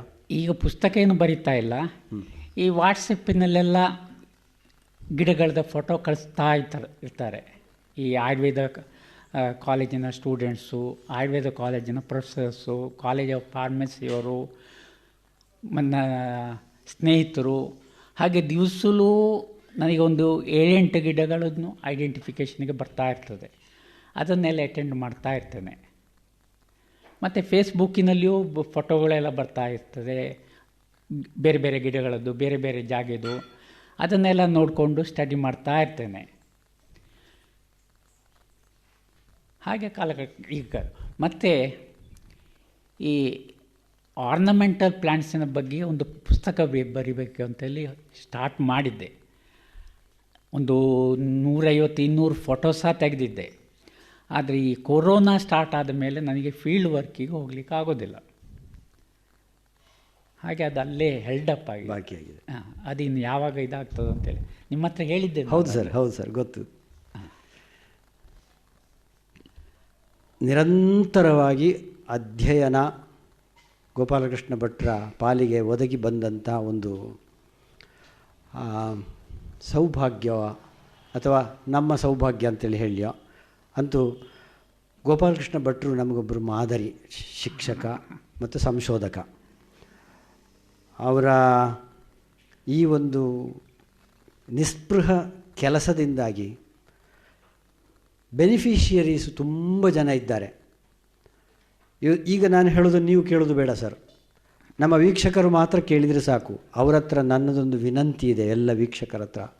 ಗೋಪಾಲಕೃಷ್ಣ ಭಟ್ರ ಒಂದು ಸ್ಥಾನಮಾನವನ್ನು ಇನ್ನೂ ಹೆಚ್ಚಿಸುವುದಕ್ಕೋಸ್ಕರ ಒಂದು ರೆಕಗ್ನಿಷನ್, ಒಬ್ಬ ಸಸ್ಯವಿಜ್ಞಾನಿಗೆ BGL ಸ್ವಾಮಿಯ ಹಾಗೆ ಒಂದು ಸಸ್ಯವಿಜ್ಞಾನಿಗೆ ನಮ್ಮ ಗೋಪಾಲಕೃಷ್ಣ ಭಟ್ರಿಗೂ ಬರುವ ಹಾಗೆ ನಮ್ಮ ನೆಲೆಯಲ್ಲಿ ಏನಾದರೂ ಕೆಲಸ ಮಾಡಿ ಅವರಿಗೊಂದು ಪ್ರಶಸ್ತಿಯ ಗೌರವ, ದೊಡ್ಡ ಗೌರವ, ಸಣ್ಣದು ಏನು ಬೇಡ ನಮಗೆ, ದೊಡ್ಡ ಗೌರವ ಗೋಪಾಲಕೃಷ್ಣ ಭಟ್ರಿಗೆ ಬರುವ ಹಾಗೆ ಎಲ್ಲರೂ ಶ್ರಮಿಸಬೇಕಾದಂಥ ಅವಶ್ಯಕತೆ ಇದೆ ಅಂತ ಕಳಕಳಿಯಿಂದ ಕೇಳ್ಕೊಳ್ತೇನೆ. ಅದಕ್ಕಾಗಿ ನಾವು ಒಟ್ಟು ಸೇರಿ ಏನಾದರೂ ಕೆಲಸ ಮಾಡಬೇಕು ಅಂತಾದರೆ ನಾನು ನಿಮ್ಮ ಜೊತೆಗೆ ಇದ್ದೇನೆ ಅಂತೇಳಿ ಮಾತ್ರ ತಿಳಿಸ್ತೇನೆ. ಆ ಸದ್ಗುರುಗಳಿಗೆ, ಟ್ಯಾಕ್ಸಾನಮಿ ಗುರುಗಳಿಗೆ, ಸಸ್ಯ ವಿಜ್ಞಾನಿಗೆ ನಮ್ಮದೊಂದು ದೊಡ್ಡ ನಮಸ್ಕಾರವನ್ನು ಸಲ್ಲಿಸ್ತಾ, ಅಭಿನಂದನೆ ಮತ್ತು ಅಭಿವಂದನೆಯನ್ನು ಸಲ್ಲಿಸ್ತಾ ನಾವು ಇವತ್ತಿನ ಈ ಕಾರ್ಯಕ್ರಮವನ್ನು ಮುಗಿಸ್ತಾ ಇದ್ದೇವೆ. ಅದಕ್ಕಿಂತ ಮುಂಚೆ ನಮ್ಮ ಮನೆಗೆ ಬಂದದ್ದೇ ತುಂಬ ಸಮಯದ ನಂತರ ಗೋಪಾಲಕೃಷ್ಣ ಭಟ್ರು, ಅದು ಭಾರತಿ ಅಕ್ಕ ಅವರ ಹೆಂಡತಿ ಸಹ ಬಂದಿದ್ದಾರೆ. ಅವರು ಒಂದು ಎಲ್ಲರ ಎದುರಿನಲ್ಲಿ ಬಂದು ಮುಖ ತೋರಿಸಿದರೆ ಗೋಪಾಲಕೃಷ್ಣ ಭಟ್ರ ಎಲ್ಲ ಅಭಿಮಾನಿಗಳಿಗೆ ಒಂದು ಸಲ ಒಂದು ಕಪಲ್ ಇದು ಇರೋದಕ್ಕೆ ಸಾಧ್ಯ ಅಂತ ತೋರಿಸಿದಾಗ ಆಗ್ತದೆ. ಮತ್ತು ನಮ್ಮ ಮನೆಗೆ ಬಂದದ್ದಕ್ಕೆ ನಮ್ಮಿಂದ ಸಾಧ್ಯ ಆದಂಥ ಒಂದು ಯಥೋಚಿತ ಉಪಚಾರವನ್ನು ದಯವಿಟ್ಟು ತಗೊಳ್ಬೇಕು ಅಂತ ನಾನು ಕೇಳ್ಕೊಳ್ತೇನೆ. ನನಗೆ ಈ ಅವಕಾಶವನ್ನು ಮಾಡಿಕೊಟ್ಟದ್ದಕ್ಕೆ ರಂಜಿನಿ ಮೆಮೋರಿಯಲ್ ಟ್ರಸ್ಟಿನ ಅಧ್ಯಕ್ಷರಾದ ಶ್ರೀಮತಿ ರಂಜಿನಿಯವರ ತಂದೆಯಾದ ಶ್ರೀಯುತ ಅರವಿಂದ ಹೆಬ್ಬಾರ್ ಮತ್ತು ಅವರ ಶ್ರೀಮತಿಯವರಿಗೆ ಮತ್ತು ಎಲ್ಲರಿಗೂ ನನ್ನ ಧನ್ಯವಾದಗಳು. ಮತ್ತು ನಿಮ್ಮಿಂದ ನಾನು ತುಂಬ ಉಪಕೃತನಾಗಿದ್ದೇನೆ.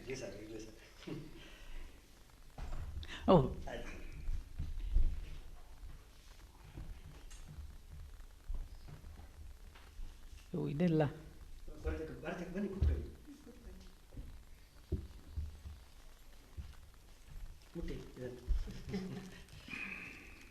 ತಗೊಳ್ಬೇಕು ಸರ್.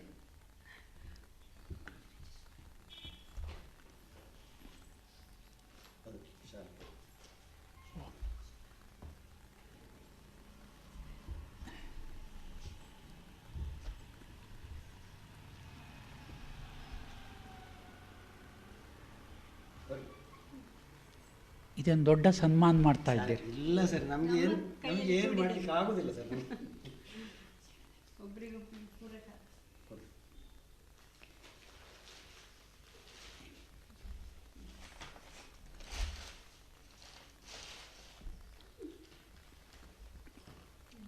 ಇವಳೇ ಪೇಂಟ್ ಮಾಡಿದ್ದು ಸರ್. ನಮ್ಮ ಎಲ್ಲ ಫ್ರೆಂಡ್ ಸರ್ಕಲಲ್ಲಿ ಇದೆ, ನಿಮ್ಮ ಮನೆಯಲ್ಲಿ ಮಾತ್ರ ಇಲ್ಲ. ಇದು ಅದು ಮುಖ್ಯ ಪ್ರಾಣನ ರಕ್ಷಣೆ ನಿಮ್ಮ ಮೇಲೆ ಇರಲಿ ಸರ್. ಆಂಜನೇಯ.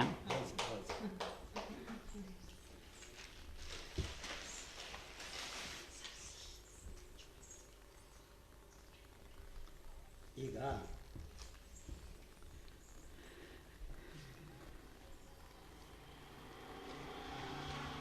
ಸರ್, ಇದು ನಮ್ಮ ರಾಗಧನಶ್ರೀ ಪುಸ್ತಕ ಇಡೀ ವರ್ಷದ್ದಿದೆ. ಭಾರತಕ್ಕನಿಗೆ ಓದಲಿಕ್ಕೆ ಕೊಟ್ಟು.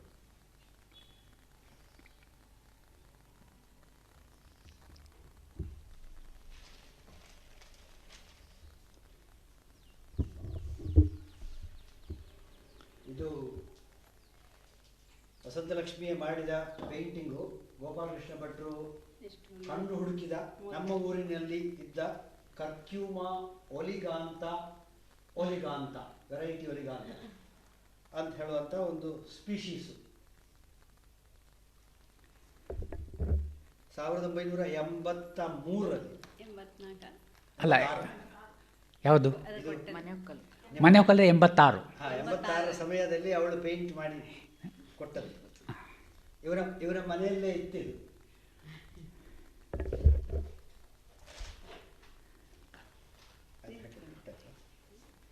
ಆಯ್ತು ಸರ್, ಬರ್ತೇನೆ ಸರಿ.